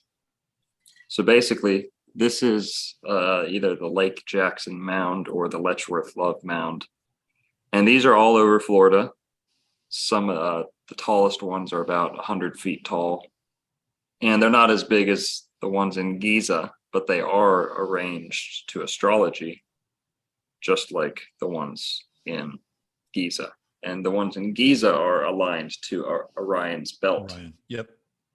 But we're going to see, these are some of the mound sites and how they line up the equinox and some constellations. Cetus right there next to Pisces. Right. That's Big Mound City in Florida. So this is, at least 2,000 years old. I would place it well past 5,000 years old. These sites, and these are megalithic sites. These are, they call them shell mounds, like you said, but right. Shell, crushed up shell, compacted shell is limestone. Right. Limestone is just crushed up shells. So this is the same material as the pyramids in Giza. So there's a shot of what it would have looked like in its glory when they were upkeeping it. And these are the mounds and sites that are plotted along Florida at different intervals.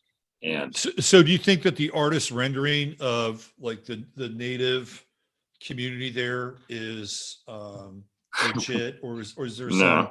No, yeah, I was going to ask. The pyramid's legit because basically the pyramids here in Florida have had their case stones removed, the outer layer. Then they've been rained on for 2,000 years. So they're completely covered with earth and vegetation.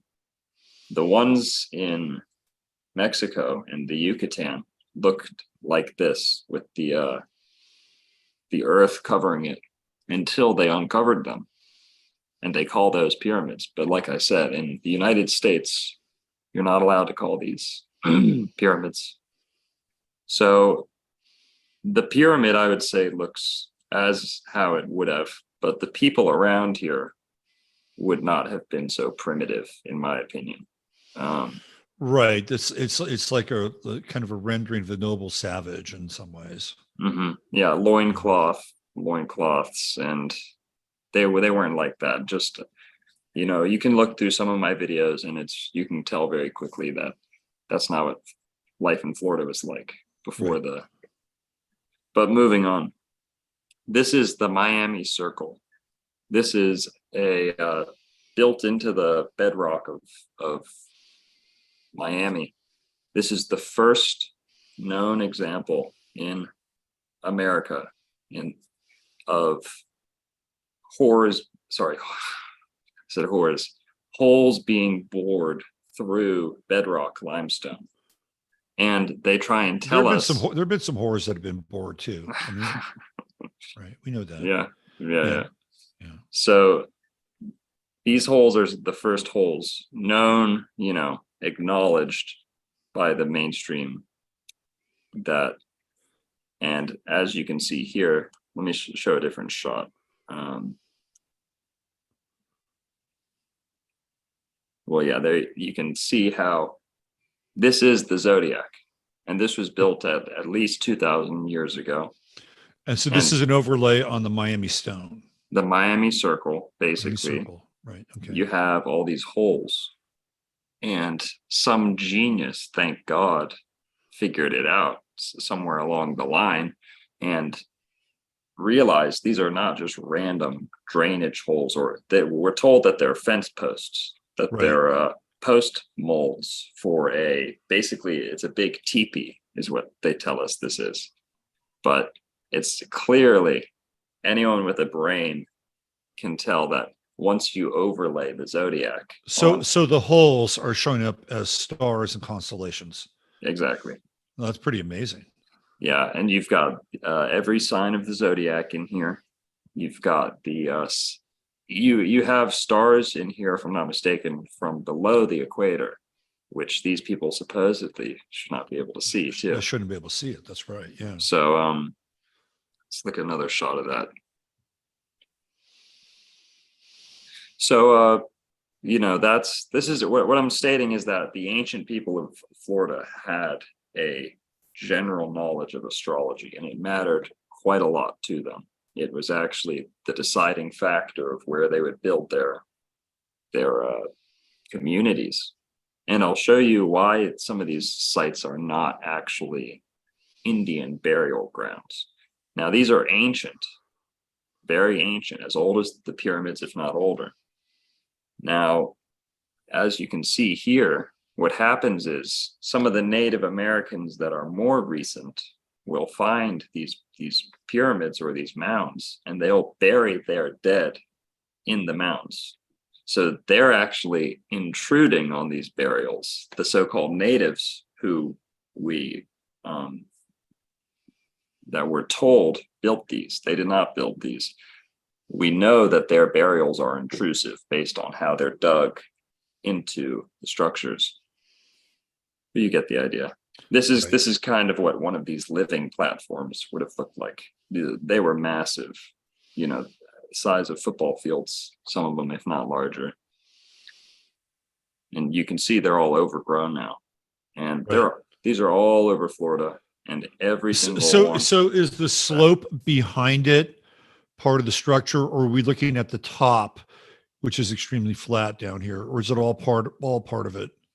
That's all part of it. With you're seeing the tabletop of a step pyramid, but even beneath the soil level, that pyramid goes farther down into the ground. Now, and is this in Miami, or is this in another location in Florida? This is in Central Florida. Central Florida. Okay. Yeah, North Central Florida. But the Miami circle's in Miami. And here are the Lake Jackson mounds from above. You can see how they're pyramids, how they're pyramidal, how they have four sides once you scan them and survey them. Once you sort of digitally remove all the brush on top of them, these are four-sided pyramids. And you get the idea. Now, has any excavation occurred, or is this people doing the math and figuring it out? So there was a lot of excavation being done up until probably the 20s. They used to cut right into these mounds, and a lot of time they would take blocks and shells out of there to go build highways and stuff with. So a lot of them were raised, removed and taken and salvaged for Earth, basically. I know this is a little off topic, but it's still kind of on topic. Sure. That video that you sourced where they were going in, and I think it was a swamp or something, and they found all those fibers with the fabric, and they were able to basically figure out how to keep them intact and without decomposing. That was totally fascinating. Yeah. Just I mean, there were so many layers to that. Number one, the complexity of the fabric itself. Number two, the fact that the water was this perfect medium for it to remain suspended and for such a long period of time. To number three, the ingenuity of the humans to figure out how to preserve them in our current time, which I thought was a really cool part of the story as well. Mhm. So trying to connect that story up to what we're looking at here, do you think that civilization where they actually found, and they were not your normal civilization, they looked like Caucasoid people, do you think that they're connected to what we're experiencing, or what you're looking at here? Yes. Okay. Yeah. The pyramid building culture spread out from the North Pole across the planet equally to the different corners of the planet, and they taught pyramid building, the art of pyramid building, to all these people at the same time that agriculture and domesticated animals were disseminated to the rest of the world. So you see agriculture, written language, and domesticated animals all showing up around 10,000 to 6,000 years ago. Right. Yeah. And they were transatlantic for sure. Like you said, this is smoking gun proof of Atlantis to some extent, because this is a people that don't belong in America, in the American history we've been given.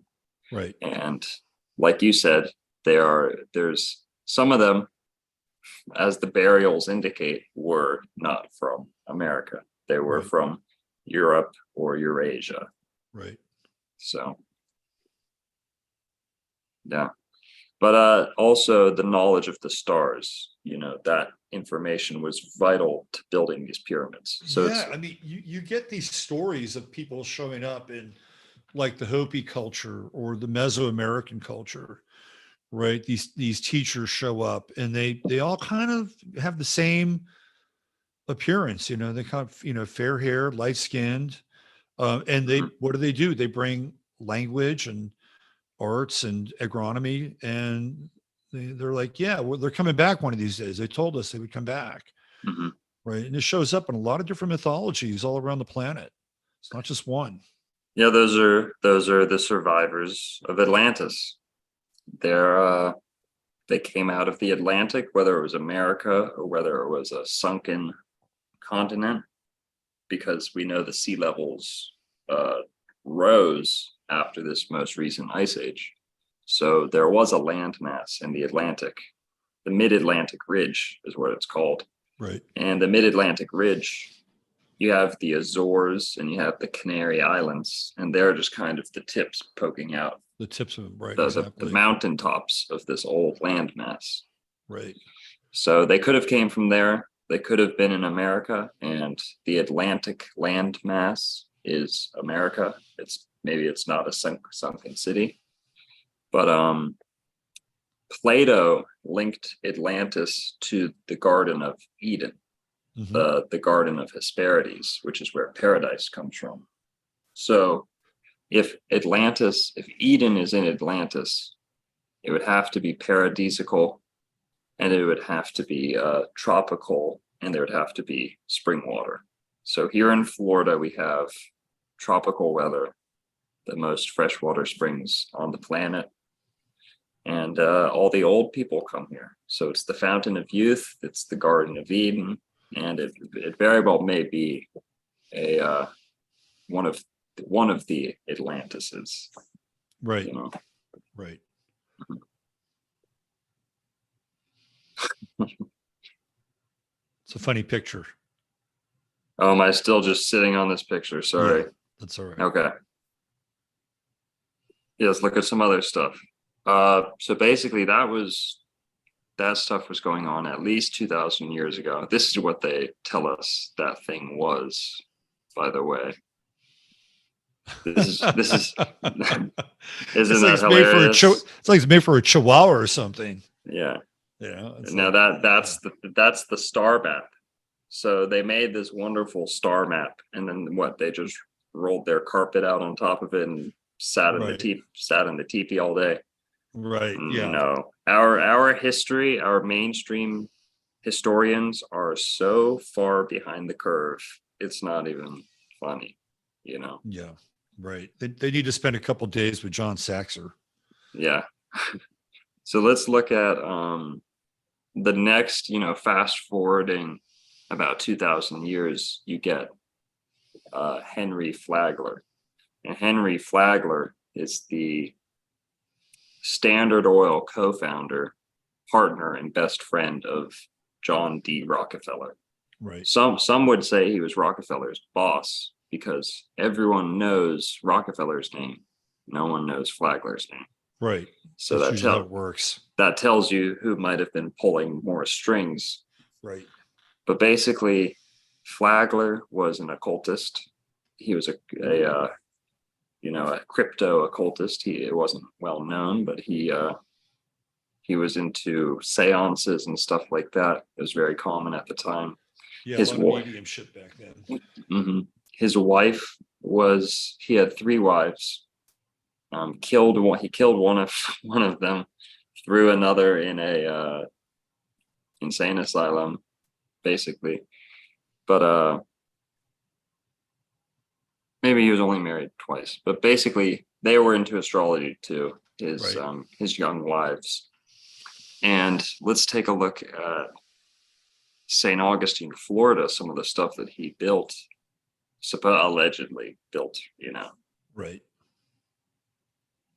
When we look at the Ponce de Leon Hotel in St. Augustine, which he allegedly constructed out of this mysterious poured concrete style,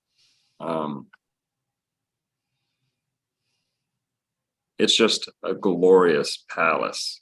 It's breathtaking. If you go there to St. Augustine, you see this place. But basically, that's the show I just did. When you see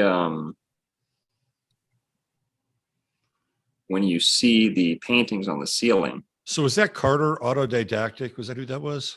Campbell. Sorry. Campbell. Yeah, Campbell. Yeah. I thought I recognized him. Mm. Right. But you go inside and this place is breathtaking. And on the ceiling, you can see he has the 12 signs of the zodiac painted. Right. So that tells you right there. Then you go outside to the fountain. You can see the fountain right there in the courtyard. It's kind of hard to see. You can see it there. Right. This fountain was a sundial, and the sundial has 12 frogs around it. And the shadows cast onto these frogs. And there's also 4 turtles. So the 12 frogs, signs of the zodiac, 4 turtles, the 4 seasons. 4 seasons, yeah. Or the 4 elements, however you want to look at it. But basically, that hotel reminds me of the Del Coronado in San Diego. Have you ever seen the Del Coronado? No. It's very similar. When you have downtime, do a comparison between that hotel and the Hotel Del. It's not quite as spectacular on the inside, but the outside, they could be twins. Go ahead, keep going. Mm-hmm. So yeah, Flagler, for those that don't know, is pretty much the grand architect of Florida. He's the guy that built the railroad down into Florida. So he really laid the land in the truest sense. He ended up naming a lot of these towns, and I should have done my homework. I don't know who named these towns. It's very hard to find out. But basically, as we were saying, Florida is ruled by Pisces. Now, a lot of these founders of Florida seemed to have known that, and they weave it into their work. They weave it into the buildings. They weave it into, but basically, it's not just the controllers using their astrology against us. It's also the cards just falling where they will because of astrology. So in ancient times, Florida was Pisces. And then when Florida became a state, it was done in Pisces. So was that orchestrated? I don't necessarily think so. I think it's just God making sure. There are astro syncs that happen like this. Yeah. So basically, we have quite a large astro sync right here in Florida because Florida being ruled by Pisces, and every state has a sign, Every country has a sign. Every region, every land mass has a sign. So if I were looking for proof of this theory that a place can have a sign, I would look at some of the cities that are in that place and look at some of the names. And when we do that in Florida, there are only 3 cities in Florida that are named after planets. And knowing that Florida is ruled by Pisces, Pisces is ruled by Neptune primarily, Jupiter, and Venus, because Venus exalts in Pisces. So with those, when we look at Florida, we have a Jupiter Florida, a Neptune Florida, right, and a Venus Florida. There's no Mars Florida. There used to be, but it didn't last. You see how it works out, how things fall where they're supposed to. But also Flagler, he came up with this idea for laying railroad. He was going to call it the Celestial Railroad, where you would go from planetary city to planetary city, if that makes sense. Sure. And he's got Juno at the north end of Lake Worth. Interesting. Juno's the wife of Jupiter, not a planet, but there is a astral body. Asteroid, yeah, absolutely, yeah, right. And an important asteroid in astrology as well. Interesting. So let me ask you a question. So there's a lot of theories that the railroads were already here, right? Like John Levi, who's a friend of mine, has like explored that terrain pretty heavily. What are your thoughts around that as it relates to Flagler? And was he actually laying track, or was he uncovering track, or was it a combination of the two? It is a combination of the two, if I had to guess. Basically, the railroad tracks are just tracks, and the nature of the track does not define what is going to be riding on it. Right. Sometimes you drive by a railroad track and you see one of those neat Nissan pickup trucks with the adapted wheel wells to where they're rolling along. No, you only see that in the South. I'm sorry. Okay. No, I'm just kidding. I'm just giving you shit. No, it's true. No, it's true. Right. Or you see the little pump cart. Yeah. Right. Yeah. Right. So absolutely. There's many different vehicles that can use those tracks. So basically, like people like John Levy, people in the Tartarian circles have theorized that these tracks were always here. That that's why they're made out of cast iron and or steel, whatever it is. They can last forever pretty much, and you can actually bend them back into place a lot of the time, which is what they do. Yep. And is sort of might have been because they do swell with the heat and stuff like that. Yeah. So people believe that we had during the early the era of trains, you had steam engines. They were all steam engines, and then you have coal engines, right? Well, with the steam engines, it was coal being burned to produce steam that would be kept. Well, then they just cut out the steam and started, catching burning coal. Yeah. So right there you have some type of switch. And earlier before that, you probably had a cleaner form of steam that was self-propelling, perpetuating. Exactly. Yeah, and steam is Piscean, where we're dealing with the Piscean element. Exactly. Right. And that's something that I really, can't say enough, is that when people talk about advanced technology, or, was the pyramids used with advanced technology? Why don't we find any advanced technology in the fossil record? Because when you say advanced, we are today here living in the age of Aquarius. Mhm. So the technology, the means of technology, the way that technology manifests is Aquarian. It's digital. It's air. All the data's in the air. Right. All of the communications getting sent through the air. Well, in the age of Pisces, and it's electronic too, because Aquarius and Uranus rule neon lights and electricity and television Right. and all this stuff. Social media too. Social media. Mhm. But and music festivals, that started right at the dawn of the age of Aquarius, 1962 up to 2012. We officially entered Aquarius. Blah blah blah. You go back before the age of Aquarius, we were in the age of Pisces. So the method of technology would have been water, ocean, steam. And it's really, once you start getting towards the age of Aquarius, where man lifts off from the earth and takes back to the sky. Right. So That's what Kennedy essentially did, right? He was like christening the sky. We will reach the moon by the end of the decade. And he is the first president that takes hold of television as a medium too. So he's really the first Aquarian president in a lot of ways. he was. He Yeah. was the president during the birth of the Antichrist, or that is the age of Aquarius, by the way, the Right. birth of the Antichrist, because Christ is the age of Pisces. Right. So anti means after, or sorry, before, but the ages move backwards. So antediluvian Is is pre-deluge. before the Pre-deluge. flood. So Right.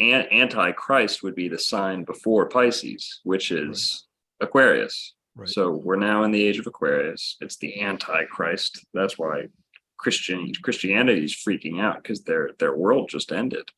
The age of Pisces ended, and Pisces rules that age of religion. So, like I said, the method of control is going to be Piscean, in addition to the method of energy harvesting. So there was a lot of mills in the age of Pisces. Everything was river mills and capturing steam energy. Niagara Falls, that's probably ancient, if I had to guess. Niagara Falls and Oh yeah, when you go into the city of Buffalo and all the the turbines rocks, is what oh I'm my God, it's talking just about. huge. Yeah, it's huge, but it's connected, right? Niagara Falls is connected to Buffalo, and yeah, absolutely, yeah. So we have Piscean technology, theoretically also showing up in what we'd call Tartaria, right? I Right. mean, yeah, that makes a lot of sense. And what's interesting too is that when we go back and we look at this whole idea of Tartaria, at least for me, and I don't know what your experience is, but it brings up a lot of nostalgia for people in ways that they're not even aware of, right? It's like hitting them in a certain way. It's like, ooh, like I don't know Well, what's going on here, but this feels really good, and it feels yes. connected in a way that the times that we're living in now do not feel connected in. Well, you hit the nail on the head again, because did you know they're starting to catch on to the Tartaria theory, the Oh yeah. mainstream Oh media, yeah. I know that for a and fact. and basically they're sending their shills to sort The of do all the hip men are going after it now. exactly. So Yeah. basically, they've looked at it from a psychological angle, and the whole Tartaria phenomenon, because what they're saying is that it's a psychosis, and it's people are so dissatisfied with the modern age and our modern means of energy, our modern means of getting food, our modern means of, it's just all cumbersome and annoying, and that they're saying that all these Tartarian people are projecting a fantastic fantasy Right. dream world utopia that they wish was real, and that is dominating their psyche, because they're so dissatisfied and depressed with. That's what they're saying. That's what they have to say, because But it also fits into that narrative of the people who are theoretically around after we have this sea change, and then they have all of these asylums, right, and mental Mhm. hospitals just pop up out of nowhere, and they're enormous, they're castle like why do you need those? Like, are Mhm. there that many people who are experiencing some form of mental and emotional distress?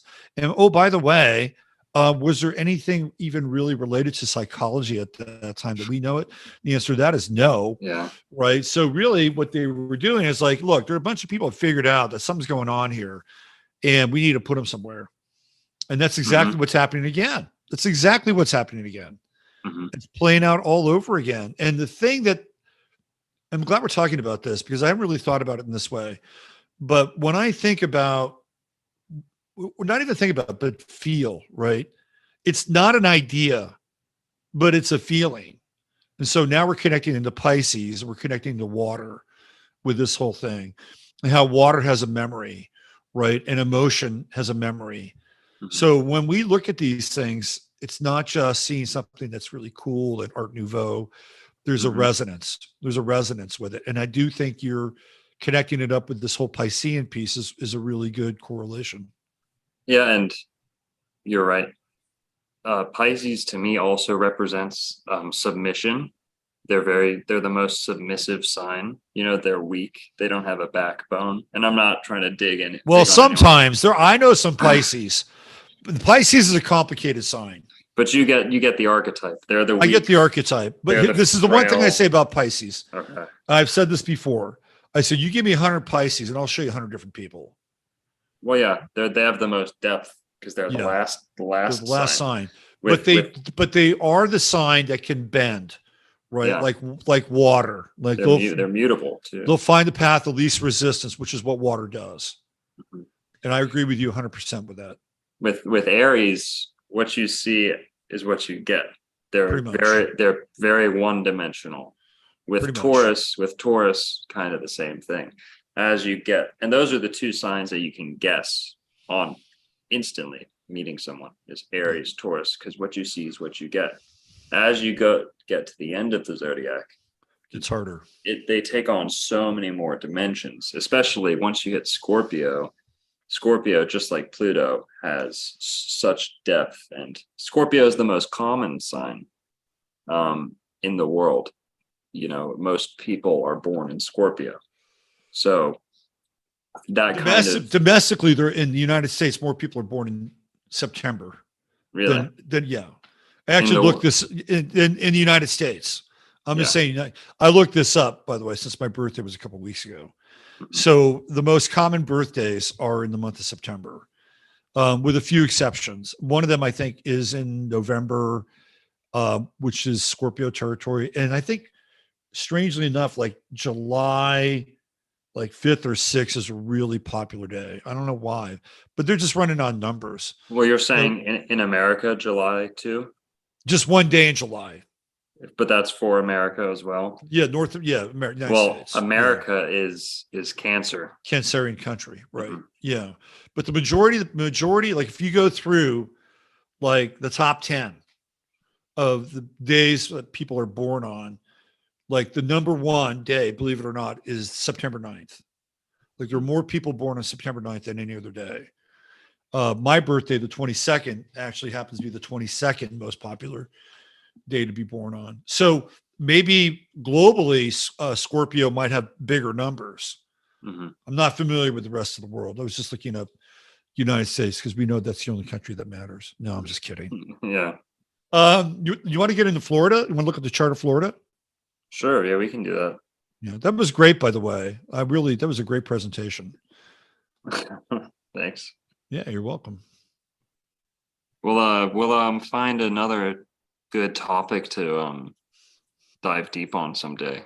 Yeah, let's do that. Like the holidays. I'm gonna write a book about the holidays because no one talks about this stuff. How all of the holidays link up. Halloween. Halloween is the festival of Scorpio. Right, Sex, death, horror, right, right. blood. It's so socially acceptable. Why? Because it's the the ushering in of Scorpio. The darkness. Mhm. Also, you get kids getting totally obsessed with candy during Right. that time. Right. Candy's like a Yeah. drug. Well, it's desire. It's desire, and when you're that young, you don't desire sex. You don't desire drugs. You just desire candy. You're desperate for sweets. So it's not Right. necessarily that Scorpio's a sweet sign. It's just No, it's not sweet. It's your about the only desire. Yeah. that's your only vice when you're that young. You know. So this chart with Gemini rising is pretty close to your chart. So you share a similar rising sign. It's Florida. So you link right in there. Cool. Yeah. All right. So we have Aquarius on the midheaven. So here, let me compare your chart to what I've got for Florida real quick. Okay. Did you use an astro theme chart for Florida? Oh, I'm an astro theme guy. I'm always on astro theme. I like astro theme. Yeah. It's grown on me. I feel their color coding is unmatched. It's the most. My problem with Astro Theme is that they kick me off every now and then. Oh, really? Have you ever been blocked by Astro Theme? No. Why? Oh, I have. For doing what? You've been on our website too much. Really? We think you're a bot or something. Yeah, this happened at least 2 or 3 times. I've never had that. That's strange. So in my can I show you the one I'm looking at? Sure. Because I think, you've just got Chiron down there, don't you? You've got it overlaid on another chart. That's what was throwing me off. No, so out here we have the transits. Okay. Right. Yeah. So this is probably going to be similar to what you have. Right. I mean, these are all, without getting too esoteric with, various asteroids. I put the big ones in. You have. I have Juno. I have Juno, Pallas, Vesta, and what's the other one? Yeah, Juno, I don't Pallas, have any. Vesta, I don't have any Ceres. asteroids. Yeah, but whatever. okay. Yeah, it's close enough. Yeah. So let's just roll with this for sure. And we have. So what's interesting is that 2 years ago, when we went through the scamdemic, Florida was going through its Saturn return. Really? Yeah. Look, it's right up there, top of the chart in Aquarius. Right. So Florida's going through growth pains, more people showing up. Right. And what was interesting during that time is that Florida is providing a different kind of model during that time.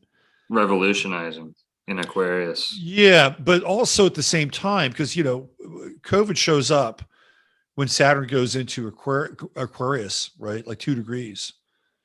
And it's like, okay, this is it. This is the new model. This is the top down, one science for all model that they're rolling out here. And the guy who is the high priest of that is Tony Fauci, who is a Capricorn. Of course, Saturn rules Capricorn, so we get the Capricorn priest. But something very different happens in Florida, and it to me, I've never looked at this before. This is the first time I'm really having a kind of a peek into it. Right? It's like it's going through this new phase of maturation, growing pains, but also, yeah, maturation is an interesting word that I would use. And then we have Saturn getting ready to cross that threshold on the midheaven and come back into Florida's 10th house, where it meets up with Neptune right on the midheaven. So there we have the ruler Pisces, right on the midheaven. Then we have a Saturn Pisces conjunction coming up for your state. How would you interpret that? I don't know. Does your chart have Venus precise conjunct Neptune? Yeah. Yeah. Okay. Sorry. Say it to me one more time. Well, what do you imagine? Because Saturn is in terms of transit, Saturn, I think, rules, right? Like Pluto transits are powerful. Uranus transits, Neptune, they're all very powerful, right? But it's Saturn, because we're dealing with pressure and gravity and time. I think this is a major transit. Anytime you get Saturn moving up to the midheaven, right? This is a huge time in an individual's chart, life, or in this case, related to Florida, because there's a prominence, right? Saturn moves into its own house. So it goes into rulership here. And when we have a Saturn Neptune conjunction, it's really weird because I was talking about this. I was watching some of my old shows last night, and I talked about the Saturn Neptune conjunction as the come to Jesus transit, right? Because there are restrictions, right? Yeah. There are restrictions. There are things that come top down, and so whatever kind of free floating, disassociated kind of energy or motion that's around, it's like, yeah, it gets reined in during this time. Right? It gets reined in. So this could be very interesting, especially on the heels of a disaster, which Florida just experienced. Also, I see Neptune as kind of beliefs in general, and Right. that usually falls into religious beliefs. But if you have a belief that you're willing to found your lifestyle on, like, for example, all these people moving to Florida, they're doing it primarily, people have always moved to Florida just for the weather, or they're getting old. Now what we're seeing is everyone's like exiling here. They're coming here on political, means. They're coming here based off their beliefs. They feel like they've been shunned. They feel like they've been ostracized. They feel like they've been punished in the places they're coming from. It's like a refugee situation. You can even see it with Juno down here in the fourth house, right? Leo, like a new start, because Juno's the new thing. And this is the fourth house of Florida. And it's like, yeah, come on down here, bottom of the chart, get a fresh start, right? Clearly this is the attraction of this place. And now we've got all this stuff going on up here. So is your point that people who are showing up for the wrong reasons, and they're going to have to go through something, some form of initiation, because they weren't necessarily drawn to the place because of the place? No, I think it's all pure intention. I think it's just, if you're referring to the Neptune being overlaid onto Saturn, I see it as Saturn control, punishment, destroyer, and that is kind of at odds, or it's coming up to with Neptune, with the Neptune, which is the belief. And Neptune's also running away. Neptune is escaping things, the escape artists, disappearing. So these people everyone that I'm hearing is moving to Florida. They're doing it at the drop of a hat, and they just snap and they say, I need to go to Florida. I can't take it where I am right now. And it's all, political or ideological, pretty much. So I'm gonna throw another layer in on this too, because I have a client and I talked with her last week, and she is exactly who you're building a case around. She moved from New York with her husband and her daughter, and they moved to Florida, and they put a down payment on a house, and it's been a nightmare. And there's a lot of different reasons why. They screwed up the actual plan. Number two, they can't get a lot of the things that they need to complete the building of the house. And this is all a new development, right? And so there's more than just that family going through this. So to your point, right, the escape artists, now here comes Saturn, and Saturn, being governmental to a large degree, would be looking into developments like this, where they're like, yeah, just give us the money, give us the money, give us the money, but they can't deliver on the promise of this housing that these people have bought into. I think this is an interesting point that you bring up with the whole escape artist thing, and then the rules, the regulations, and the structure that really needs to be in place in a lot of ways. Like, these people are, kind of having to fight for their, they've been in limbo with this house now for about 9 months. Right. So I think there's some of this too. And then also, coming in with like government aid. And Mhm. so what's also interesting about this chart, you probably wouldn't know this, but it's very close to Kamala Harris's chart because she's a Gemini rising. She has Saturn on her close to her midheaven. Oh yeah, that makes sense. Yep. And she I've has, never looked at it. and so what did Kamala Harris say just recently about Florida? That minorities are going to get aid first. That's right. That's Yeah. there it is right there, right? Yeah. You got Kamala Saturn, Florida Saturn, transiting Saturn, Judgment, you know. judgment. Like, yeah, you guys get the money, but these other people are going to get it first, right? Right. And that's even like the Neptune piece, isn't it? You know, like, Hmm. kind of like the underclass or the, the down in the trodden. This is this is off topic, but and I love that you go into the political figures. I love that you go into the sports players. That's really what sets you apart, I feel like. But have you ever looked at AOC's chart? Absolutely. That is the most cursed chart I've ever seen. That Mars and Libra in her chart. Well, is, it's just the geometry that she has going on with right, the bad aspects is right, insane. She has a complete square, is it? right. Yeah. A red house. Right. But it's also that Mars and Libra, which is in its detriment. Hmm. And she's always like Mars and Libra to me is I've gotten a lot of shit for this, but to me it's really the aspect of the social justice warrior. Oh yeah. Right? Like fighting for equality, fighting for Right. liberty and all that, That all the makes things that, sense. I mean, and these are things that are worthy, right? I'm not saying that they're not worthy, but with somebody like AOC, and I'd have to go back into her chart, and I believe her Mars is afflicted, that she would just do this as kind of a reflexive action or lifestyle, right? It would just be like, it would be relentless. She would always find something to have an issue with, right? Mhm. With that Mars and Libra. The other thing was AOC's. I think she's a spook. So it'd be interesting to go back into her chart and see if we could find the spook in her. When I say spook, I'm talking about, of course, an agent or an operative. Right. Yeah. But yeah, man. I mean, I think with this Saturn here, right? We're talking. This is going to be very interesting for Florida. Very interesting. So we have Pisces Sun, and then behind it, all this Aquarian energy. That's really, really interesting. Then over here, we have all this Aries energy. So it's almost like the Pisces Sun is like the bridge, right?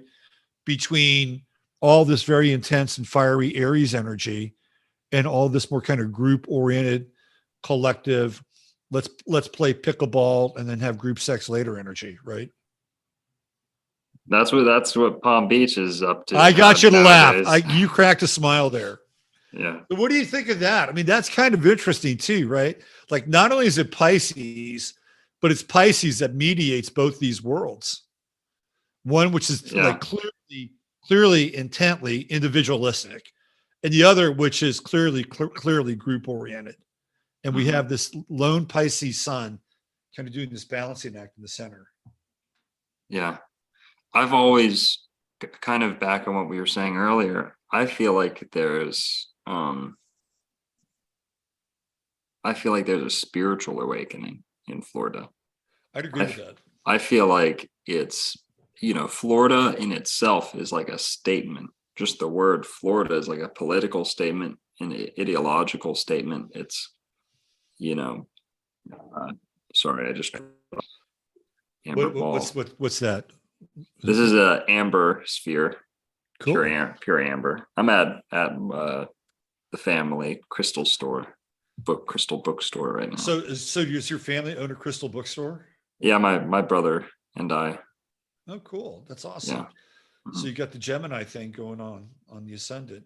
Yeah. What's interesting too, I don't know if you've ever looked into this, but I was playing with this a few weeks ago with California and Florida as these twin states.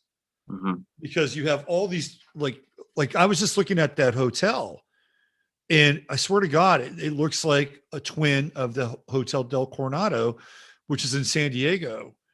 And then you get into things like Hollywood, Florida, and Hollywood, California, like, and even Orange County, Orange County, exactly, right. Then you have Venice. the Venice, the two Disneylands, right? Disneyland Mhm. and Disney World. And when I think of the name when you said that thing about Florida, right? As to me, the first thing that popped in mind was California, and it had the same kind of resonance.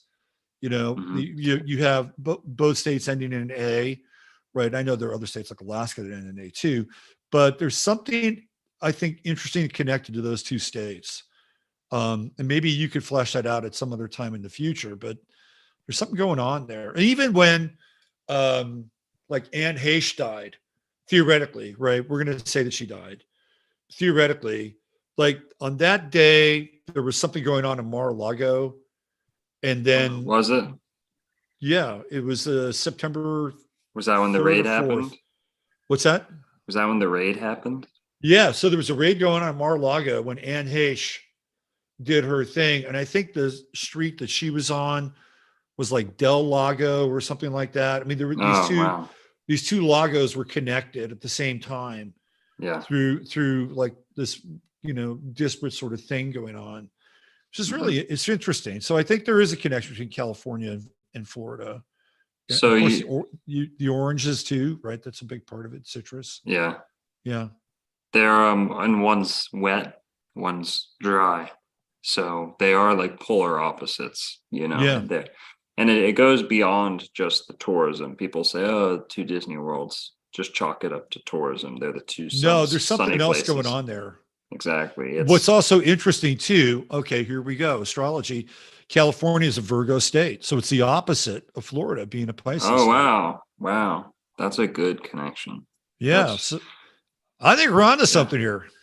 Yeah.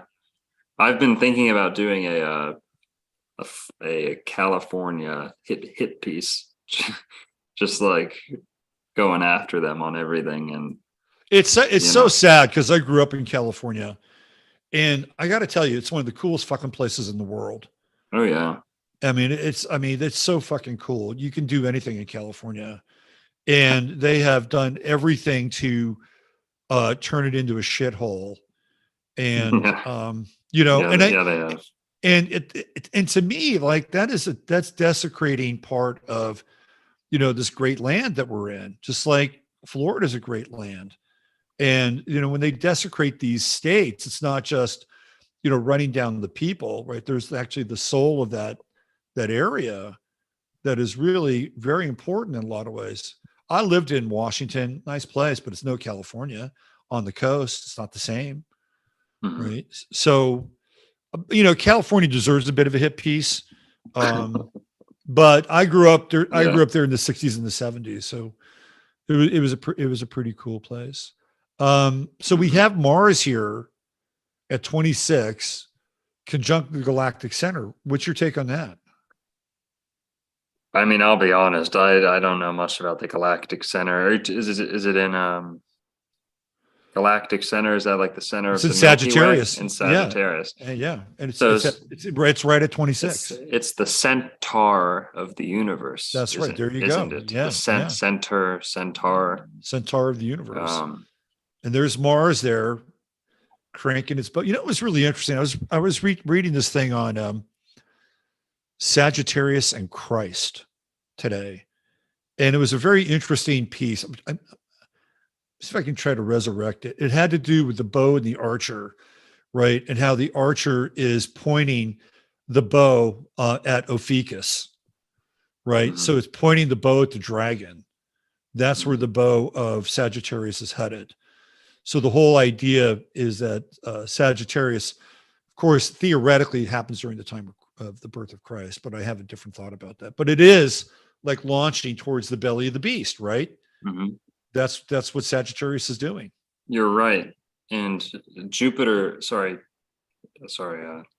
Jesus is Jupiter at the end of the day. He's the best planet. He's the King of Kings, the God of gods. His 12 disciples. Zeus has his 12 gods of Mount Olympus. Jesus is Jesus. Basically, he's Pisces. Jesus is the sign of Pisces. not because he's Pisces, but because Jupiter rules Pisces. Right. Well, what you're tying it into Sagittarius, and that makes complete sense as well because Jupiter rules Sagittarius as That's well. right. So Yeah. those are the two Christian signs, so to Right. speak. They are the two Christian signs. One a little more esoteric and the other a little more exoteric Mhm. in their own way. Well, what else do you have here? Do you see anything else with this this natal chart of Florida? I'll be honest, I don't do uh I can't even think of the word right now. Transits very often, Right. I'm just not there yet. I'm still getting my head wrapped around the natal chart. Right. Well, you're the Mostly. stuff that you've been able to do with Florida and to make these connections is fantastic. Really great stuff. And I think there's a book, if you could flesh this out with other states, right? Yeah, that's There's a my book, goal. there's a book there. And Yeah. it'd be a really cool book. So I live in Texas, and Texas is a Capricorn state. It is so fucking Capricorn. Mhm. It's a Capricorn sun, It's Capricorn. it's like the driest state too, isn't it? Pretty fucking dry here. Yeah. Until you get to the coast. But it is really, really Capricorn. And even the people take on kind of this Capricornian vibe, right? So when I came from California, I came with like my California vibe. And I still kind of have it, but I've learned how to roll in Texas. And people in Texas are, if you treat them with respect, Capricorn, they're cool, right? You just have to, everybody, there's like lots of social codes, you treat people with respect and you can get by just fine. If you don't do that, then let's say you go into the opposite sign, you go into Cancer, and you take everything personally, right? Everything's personal and emotional. You won't do well here, right? And it's very patriarchal too with Capricorn. Mhm. So you can see this with states, and they do have energy. They do have a vibe, and even with Florida, and you allude to this a little bit. You've talked about this, the relationship with drugs and cocaine and Colombia, Mhm. which is all really Piscean too. Yeah, it's Pisces. If I look up in my rulership book right here, you've pretty much got all these stimulants in Neptune. And you might be saying, well, why a stimulant? Why is that Neptune? Why is that Pisces? It's not necessarily the effect of the drug, because if you're thinking about that, like caffeine would be Mars, right? If you're going off of effect, but caffeine, alcohol, cocaine, they're all attributed to Pisces and Neptune, one of the two, or if not both. Right. And what it really has to do with is the escapism, like Right. we were talking about before. You're taking, because Libra rules drinking in the sense of fun Right. drinking, social drinking, going to the bar, because Libra rules the bar. The bar, right. You pass the bar exam with law Right. in Libra, Right. or you go out to the bar to socialize, have fun. And bartenders, Libras are always bartenders, or MC Libra, because they're just that blank slate, right, sitting across. Right. From They you. could just be your friend in the moment. And, Exactly. Right. Balance out whatever kind of shit's going on in your life. Yeah, that's true. But you're right with the like the cocaine trade, and it's crazy how that is. It's hitting it's Pisces firing on every cylinder. You've got the whole drug narco world is being represented there as well. That's a huge part of Florida's history. Yep. Also, just smuggling in general. Smuggling is very Neptunian because you're hiding things, you're transporting them usually across the water, right? And you're smuggling. The best smugglers have strong Neptunes, strong Pisces, because they need to hide, they need to stay under the surface, right? So, yep. You also get the old people, elderly. All the elderly come to Florida. Yep. Pisces rules the elders. Saturn rules old people too, but in if we're talking the signs, Pisces is the last sign before death. So Pisces is Right. Florida's where people come right before they die for them. So I was looking up Don Johnson's chart. Who's that? Well, he's the guy from Miami Vice. Miami Vice. Yeah. Okay, yeah. So he's an Aries rising at 9 degrees, and Florida's Jupiter is at 8 degrees, right in his ascendant. And Don Johnson was kind of a middling actor prior to Miami Vice. Like his career completely takes off with Miami Vice. So we can actually see like the effects of Jupiter directly on his chart. It's like it's right there. Yeah. Really interesting. What house do you have Jupiter in? I don't have your chart in front of me. Oh, so I have it in the first house. It's towards the end of the first house. So it's a 25 Sag in the first house. Okay. I've had to watch out for like overeating and over drinking. Right. Yeah. Putting on weight easily. Yeah, man. It happens. It happens. Yeah. So, anything worth doing is worth overdoing with Jupiter and Sag. So you have Sag ascendant, right? I have Scorpio 28. So okay. Bit of an intercepted house. But you're close. Yeah. So I want to see what Phillip Michael Thomas, Phillip Michael Thomas, who was his buddy, right?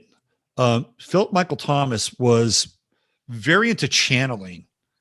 Really? No, he was not a channel, but I think he was into Ramtha. I mean, he was definitely out there, and he knew that when they actually hired him first for the show, and he knew that that it was on, right? Like he knew already that it was like totally on in terms of like the energy and what was happening. That's what he shared with Don Johnson. So Phillip Michael Thomas is a Sagittarian sun. Okay, if we go back to Miami's chart. That's funny because, sorry to cut you off. I'm sorry, Gemini. He's a Gemini sun. My bad. He's a Gemini sun. Okay. Yeah, he's a Gemini sun. So his sun is at 4 Gemini. If we put his sun right on the chart of Miami, his sun is right on the ascendant. Wow. Right. And again, that's crazy. This is a guy that wasn't doing anything. He might have been doing soap operas, I think. And he gets this gig and he just locks right in to the ascendant of he was the face of Miami for a decade. Yeah. And then his Jupiter is in Aquarius. That's where all the channeling stuff that he's into comes from, is that Jupiter and Aquarius. I've always attributed, because with cities, it's much more subjective as far as trying to pin down a city to a zodiac sign, because you have a bunch of different charters that a city will go through. Right, exactly. Yeah, iterations. But I've always found Miami to be Aquarian, in my opinion, because it really was the first city to have that neon color. Yeah, a lot of pinks and blues and yeah. He's got a ton of stuff in Aquarius. He's got Sun, Venus, and Uranus Gemini. Sun, Venus, and Gemini. Uranus all in Aquarius. Sun, Venus, Mercury, Uranus, all in Gemini. So Phillip Michael Thomas is heavily Gemini. And he's got a Mars Moon conjunction in Taurus. Frank Zappa.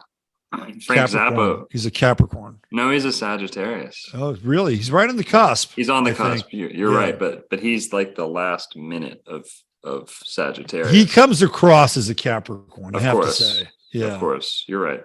Yeah, but he does have that sense of justice about him. Go ahead. Well, no, you're right, because his whole thing is he's a comedian musician, and Capricorn's the comedian of the zodiac.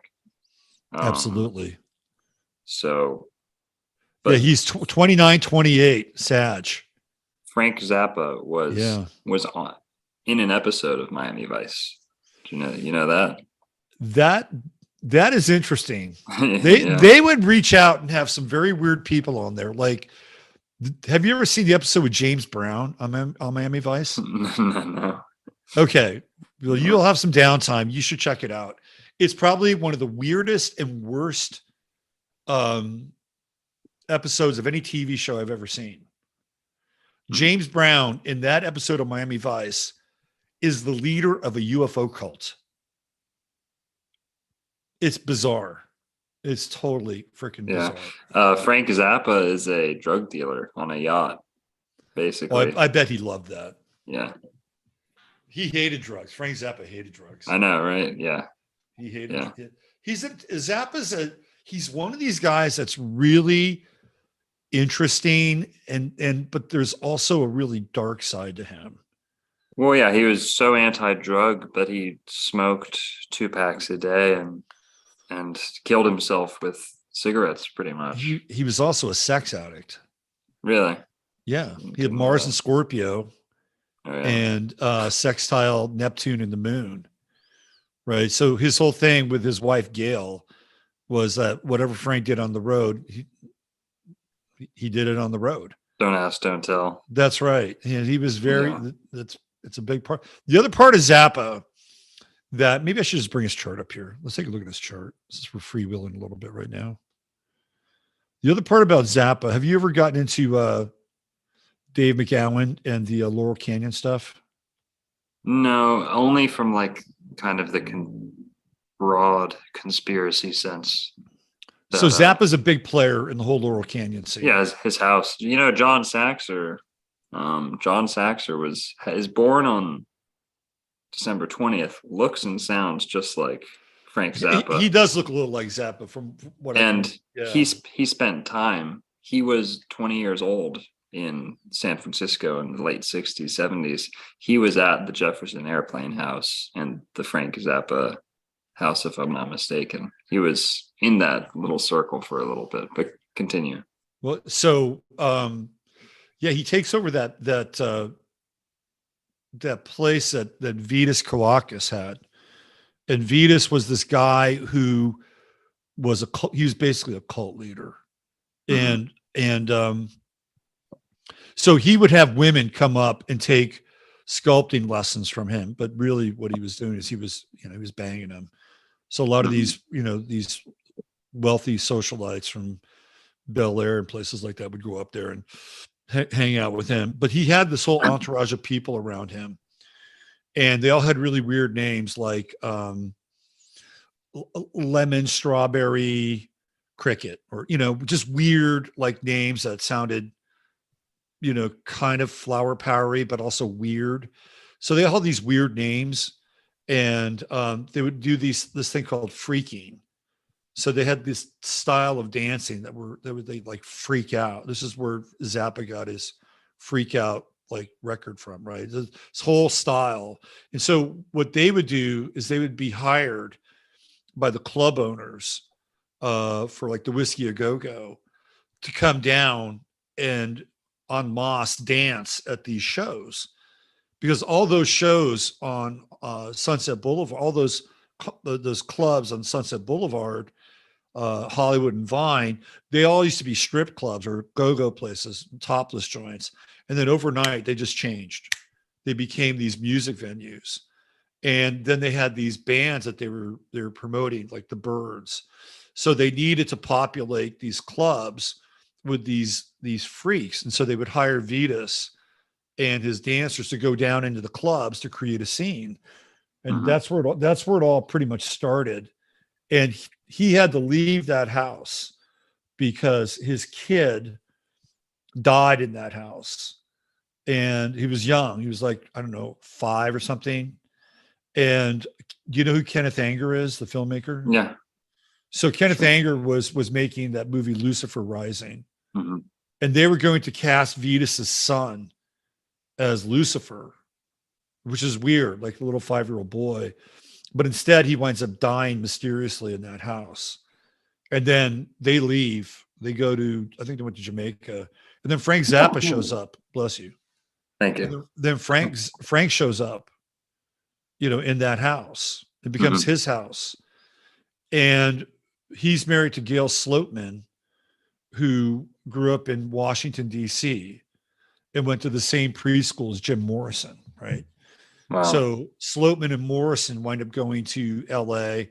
Frank Zappa's originally, it should say Maryland here, Baltimore, Maryland, right? So he's coming from a military industrial complex family. They're all coming out of D.C. Same with Morrison too. Exactly. So Frank Zappa's father worked on missiles, right? Wow. That's what he did. And Frank, as a kid, used to make missiles and blow shit up. That was his thing. Did you know that Jimi Hendrix, who's also a Sagittarius, they're both phenomenal guitar players. The best guitar players are in Sagittarius.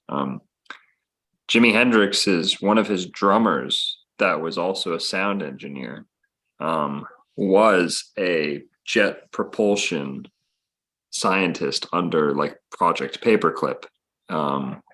So, you know, Well, the roots of like the military industrial complex and rock and roll are pretty shallow. You don't have to dig very far, right? They're in there. Yeah.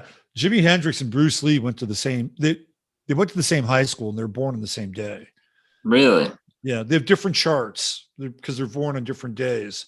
But so there are very weird parallels with Jimi Hendrix and Bruce Lee because they're both mixed, right? And they both have Asian in them because Jimi Hendrix's mom is Asian. And yeah. And Bruce Lee, I believe, is part Caucasian. They both go to the same high school in Seattle, right? They're both Sagittarians. They're both incredibly philosophical. Bruce Lee changes the game in martial arts. Jimi Hendrix changes the game in music. And they both have these really mysterious deaths. Yeah. Right. Yeah. And they both die in other countries too. Yeah. Like, you can throw Jim Morrison into that mix too. Morrison is in there. He shares the same birthday with Sinead O'Connor, which I always thought was kind of interesting. I always thought of Sinead O'Connor as being very horse-like. But the thing with Hendrix and Lee are the parallels with the schools, the ethnicity, right? Both dying in other countries. Jimi Hendrix dying in where did he die? Was it Sweden, if I'm not mistaken, or London? I think it was London. Dies in London, and then Bruce Lee dies in Hong Kong, right? So it's all kinds of weird shit between the two of those guys, but very interesting. I love Hendrix. I think he's amazing, and love Bruce Lee too. Oh yeah. Can I ask you? Have you ever done Justin Trudeau's mom's chart? You know, I did a long time ago. It's been a while. Because she fits when you were talking about the girl getting passed around from socialite to socialite. Trudeau's mom was the queen of that, you know. Yeah.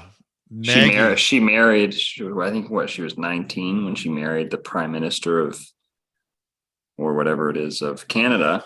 Right.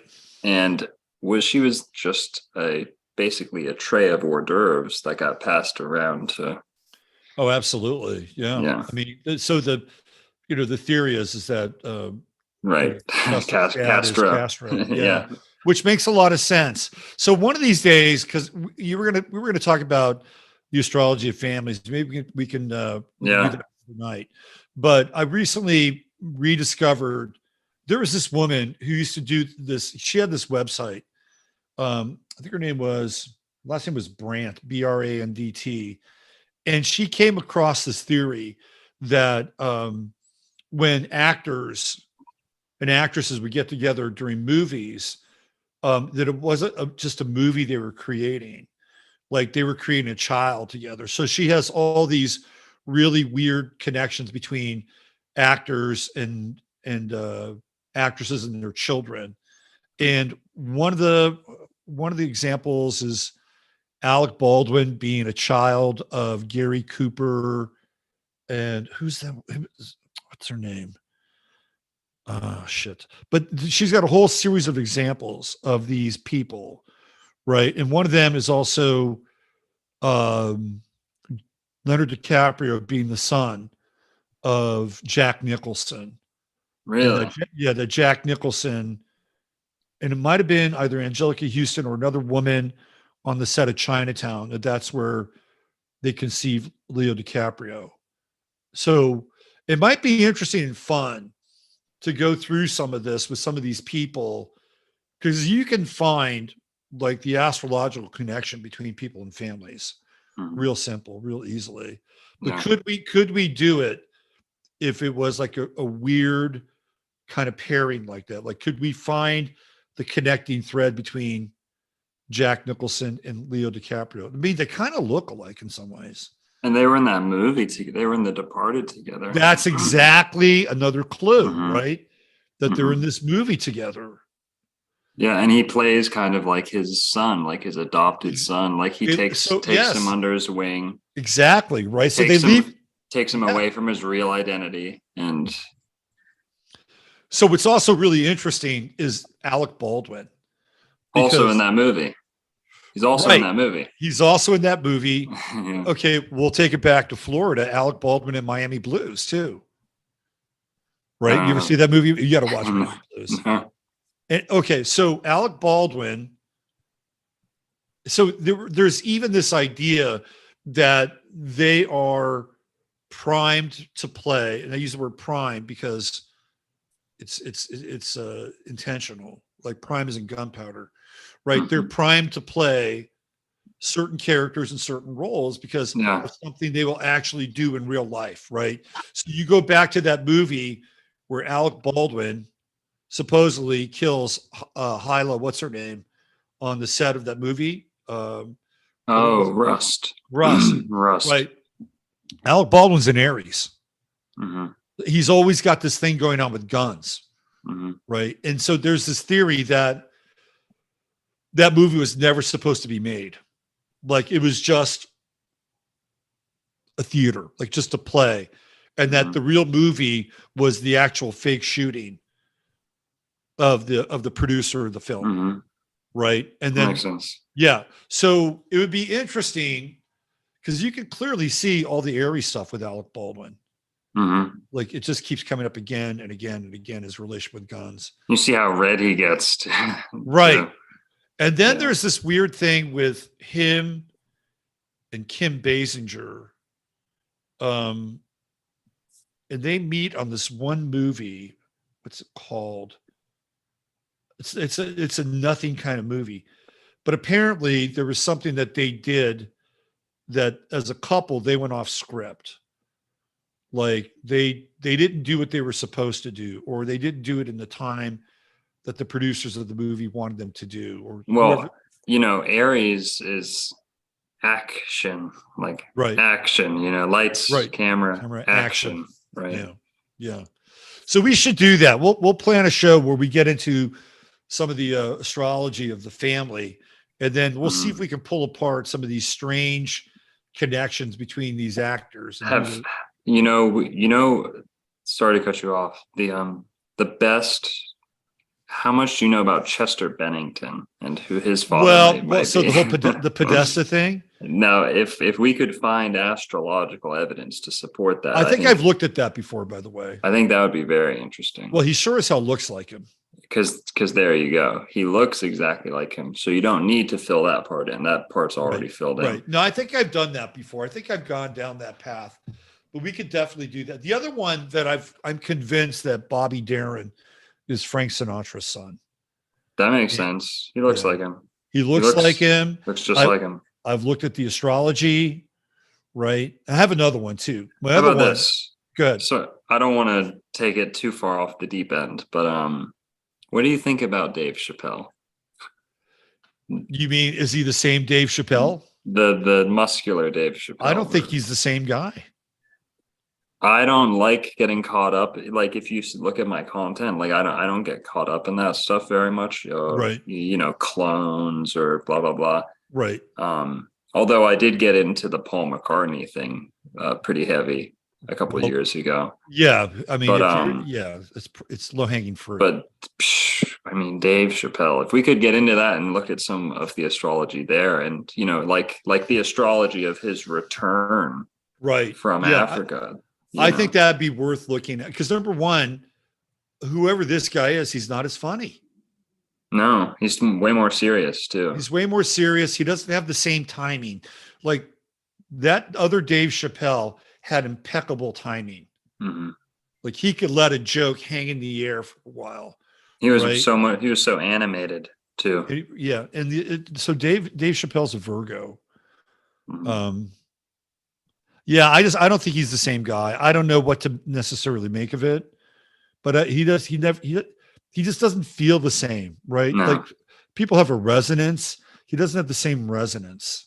It's scary. He looks like that one actor that looks like Dave Chappelle. The new Dave Chappelle looks more like this actor that I know than the old Dave Chappelle. Interesting. I mean, and I'll find that guy's name if we And do something else. Yeah, but. yeah. So what's also really weird too, I hadn't really thought about this before, but there's this one episode of Chappelle where he gets replaced by Wayne Brady. Do you know what I'm talking about? Do you ever see that episode? I don't know who Wayne Brady is, but is it Wayne the white guy? No, Wayne Brady's black, but he's probably like the whitest black guy you running. He's super nice, and there's nothing threatening about Wayne Brady. But Wayne Brady, like there's this ongoing theme where Wayne Brady takes over Dave's show and he displaces Dave Chappelle. And there's even a takeoff on Training Day where Wayne Brady plays the Denzel Washington character, and Dave plays the Ethan Hawke character. So everybody knows Wayne Brady is being a super nice guy, but in this little skit, it's like Wayne Brady is not nice, right? Like he plays this like heavy duty character. So in a weird way, even in his show, he winds up being replaced. That's really the theme of the whole thing. Yeah. Eminem too. The whole, I don't know if you know about Eminem too much, but yeah, I know a fair amount about Marshall Mathers. I'm not compelled yet, to be 100%, but the amount of breadcrumbing that's getting done with that is, will the real Slim Shady please stand up? Right. You have all these doubles and multiples of Slim Shady. Yeah. That's where we get into Gemini, and Gemini is a huge topic for me. Mm-hmm. I'm really into exploring, understanding duality and how it's a kind of a mirror model of our reality, right? You're exactly right, because Gemini is, I always say this too, the first 6 signs of the zodiac are how would I say this? Aspects of the human, right? Yeah, human being. They're part of the evolutionary cycle of the human. It's like the Aries is the sense of self. The Taurus is the possessions and the vanity and the sense of what you look like, what you have, what you own. Gemini being the mind, where the mind develops. Cancer being the emotions are introduced, and then Leo, pleasure is introduced, and passion. But basically, I'm a big Kubrickian. Right. Stanley Kubrick. And Stanley Kubrick was a master astrologer. Master. People don't know this because he never said a word about it. Right. That's something I've never done a video on, but I'm going to do a video on. And I think, I'm doing them with you I'd love to do that. That'd be a lot of fun, right? Kubrick, because Kubrick uses Geminis in his movies to represent the mind. And he uses Cancers in his movies, Eyes Wide Shut. And I don't want to give away too much more, because it needs to be a good, well done presentation. Right. But he uses Nicole Kidman, the Gemini, as the mind in Eyes Wide Shut. And then Tom Cruise is the Cancer, the emotions. And it's a astrological, what's the word? Procession. Right. A theater, an astrological theater, where you have the mind battling the emotions. And this is on purpose, because you have the dream. It's all taking place in the dream state, pretty much. Right. Yes. So there are filmmakers who have really innate understanding of astrology. Mhm. And one of the guys that understands astrology is the director of the 3 Batman movies, Christopher Nolan. Christopher Nolan. Really? Thank you. Yeah, absolutely. When you go into the first Batman movie and you look at all the characters, right? The whole Gemini theme is in duality, split personality. It runs all the way through that movie, right? Even to the point where the villain, Ra's al Ghul, is played by 2 separate characters, don't even look alike, right? You have the Ra's al Ghul that he meets when he goes up into the Himalayas, right? And then you have the Liam Neeson version of Ra's al Ghul. Mhm. So there's two of them. Morgan Freeman is a Gemini, and Morgan Freeman's character is quite interesting, right? He plays Lucius Fox or Lucian Fox. So he's Lucifer, right? He's clever and he's Lucifer. Mhm. And so Batman has a contract, right? He has a contract with Lucifer. Lucifer creates all the inventions for him. Right. And so even with Batman, you have Batman and Bruce Wayne, which is very Gemini, and you have the duality with Gemini, and it just goes through the movie, like certain characters, like the guy who plays Gasface or whatever his name is, the guy who has the bag over his head, Reese. What I forget his full name. I don't remember his name. He's a Gemini too, right? So But I know his name. His name is Cillian Murphy. Cillian Murphy. He's a Gemini. Killian. As well. Killian is a Gemini Cillian. as well. So you have all these Geminis that are set up, like in this movie. Now Christian Bale's an Aquarian, so he's not going to fall in that category. But with Aquarius, he lives in a penthouse. Right. He's a businessman, playboy. Right. He's a angel investor too. Right. So let's go to the Prestige, the movie The Prestige. Well, right. So what do you have? You have 2 Christian Bales. Yeah. So this Gemini theme shows up again and again and again in the Nolan movies. Well, Aquarius, to be fair, Aquarius is the octave of Gemini. Right. If that makes sense. It does make sense. Yeah. For those that know their music a little bit, Scorpio is the octave of Aries. Right. Yeah. If that makes sense. Yeah. So Aquarius is the next iteration of Gemini, because look at Gemini, you have communication and technology. Well, that's what Aquarius is, just upgraded to the next level. So right.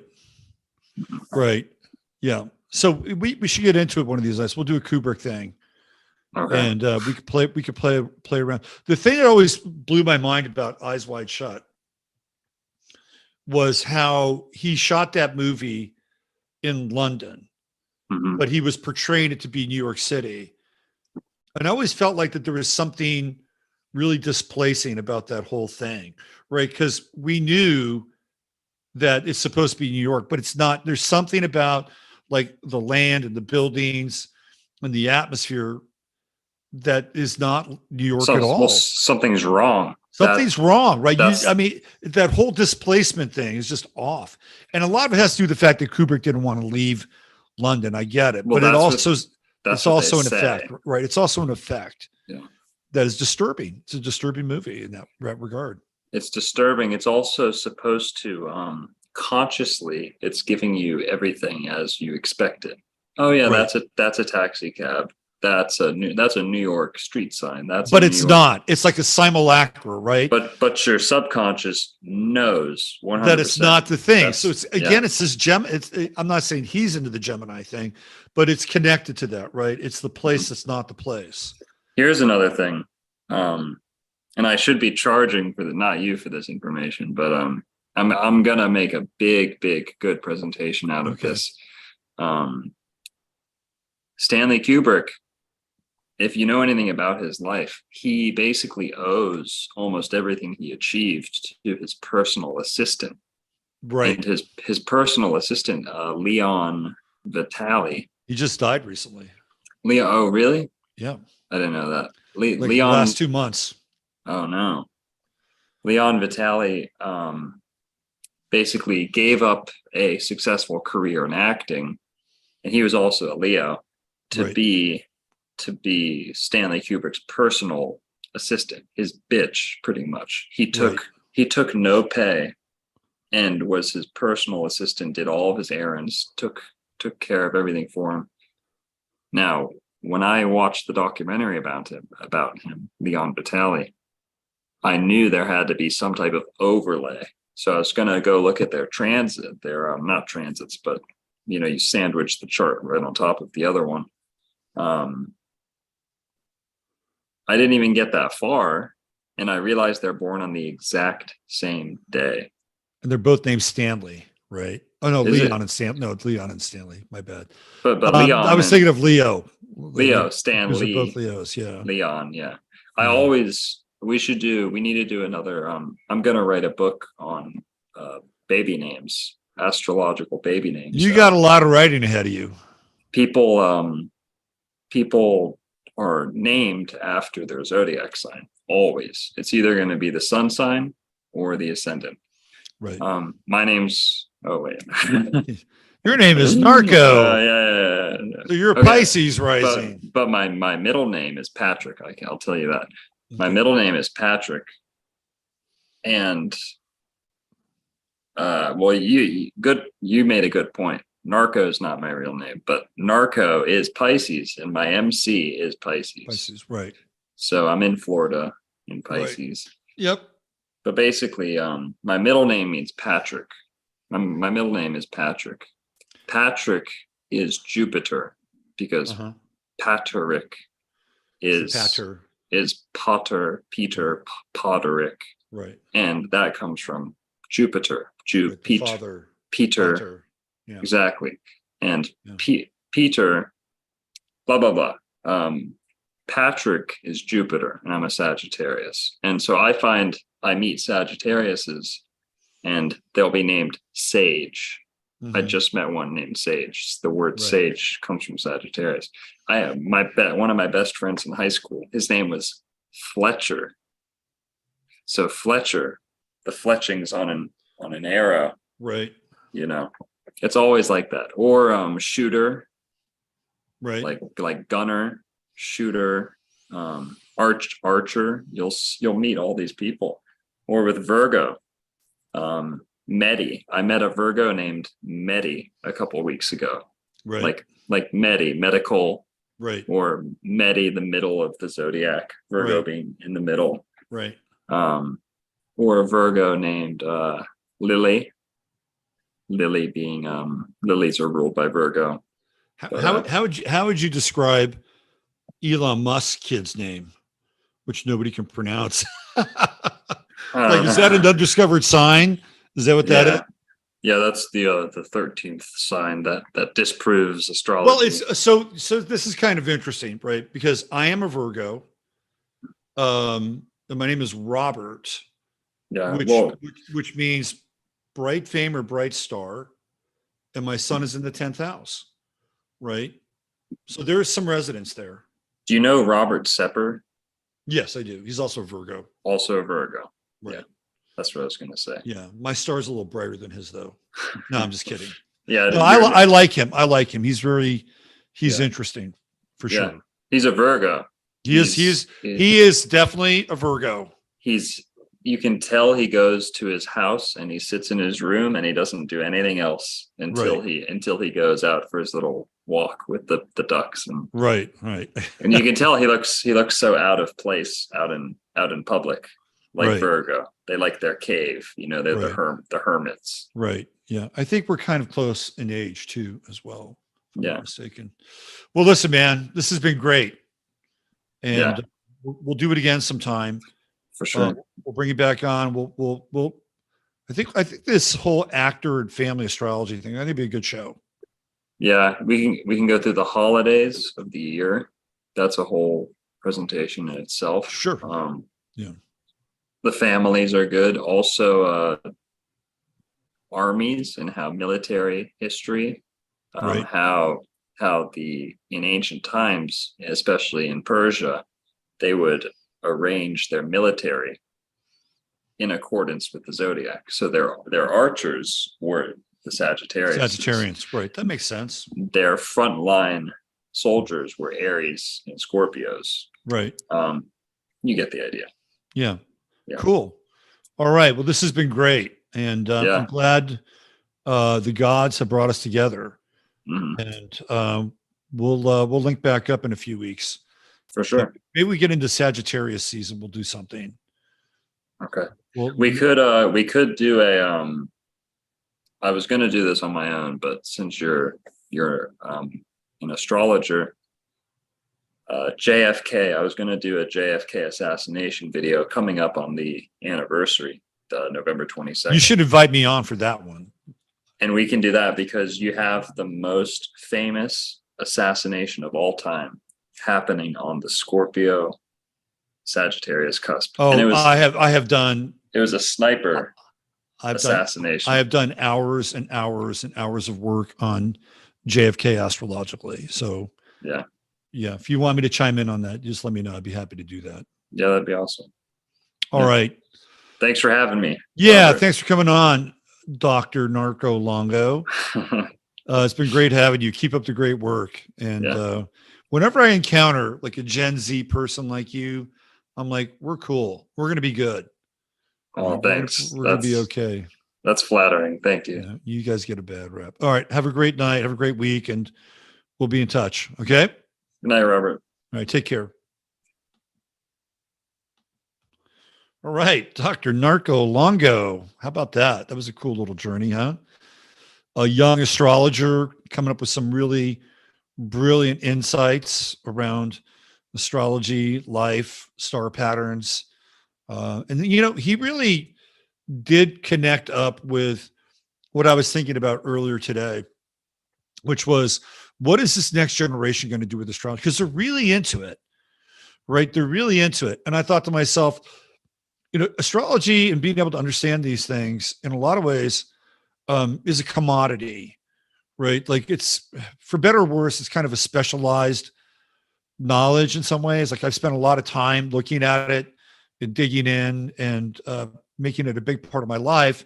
And I help people, I do charts and I work with people. So in that regard, it's been a medium of exchange for me. And it's allowed me to, create a lot of different things in my life, including have a lot of really interesting connections like the one we just had. But I thought about, well, what happens when astrology goes, what happens when the economy goes away? If it does go away, what does astrology become at that point?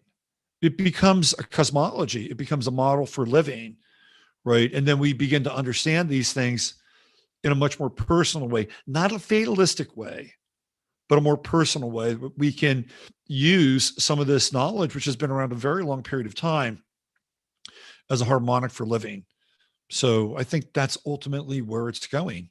And people like our young guest, Dr. Narco Longo, are way out ahead of this, and look forward to collaborating with him again. All right. I think that's it. Oh, I need to talk about, if you're here, I need to talk about True Hemp Science before we sign off. I had the moon dust today. Man, is it good stuff. It is really good stuff. Let me just, let me take you into the True Hemp Science site just before we leave and get out of here.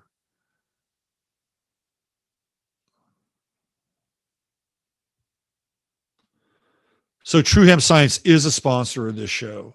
And since Chris and I, who's a Pisces, since we have kind of formalized our partnership, it's been great for both of us and for everybody that's been involved, that's been able to share the benefits of CBD. And that's his website, truehempscience.com/ref/23. That is the gateway to get the goodies. The goodies are, you spend $100 or more and Chris will throw in some free product.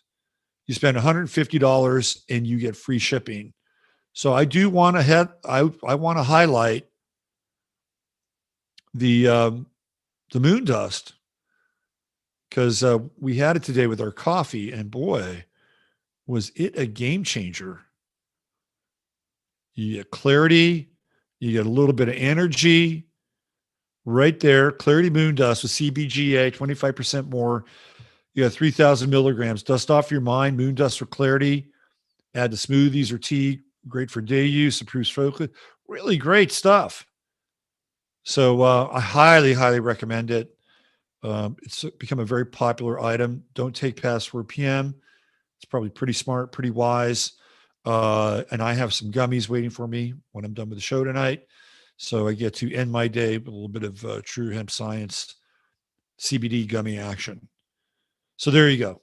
If you're here long enough to go this far, go reward yourself. The great thing about working with Chris and buying his products is that ultimately it helps everybody, right? It helps you.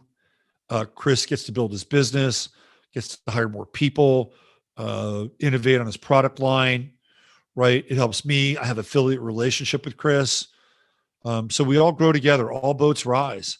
And I know that some people have actually started their own affiliate relationships with Chris as well. So if you have a website and you want to add his CBD products to your website, you can do it too, right? So we're all interconnected here in the web of life, in the web of a new life, so we can all grow together. All right, I'll be back on Tuesday over on 15 Minutes of Flame, which is my website that I stream from Tuesday through Thursday. I think Friday we're going to have Howdy McCoskey on. I got to talk to the Crimmies because, well, you know, Howdy made a date, and I forgot he made a date, and it was this Friday. So I got to talk to the Crimmies, who hopefully will join us next Friday, and they have a new video up on their channel, and it is with one of their yoga teachers, brand new Craig. It is with one of their yoga teachers who studied under the teacher that they just lost recently. So if you want to, you know, continue to follow the Crimmies and some of the stuff they're doing, I'll leave a link up on the website here as well with their new video. All right. Thanks for joining me. Have a great Monday. Use your head in order to discern what's real, your heart to say what's possible. Thank you, mods, for being here. Thank you, Chartaria. Big love to all of you. We'll see you guys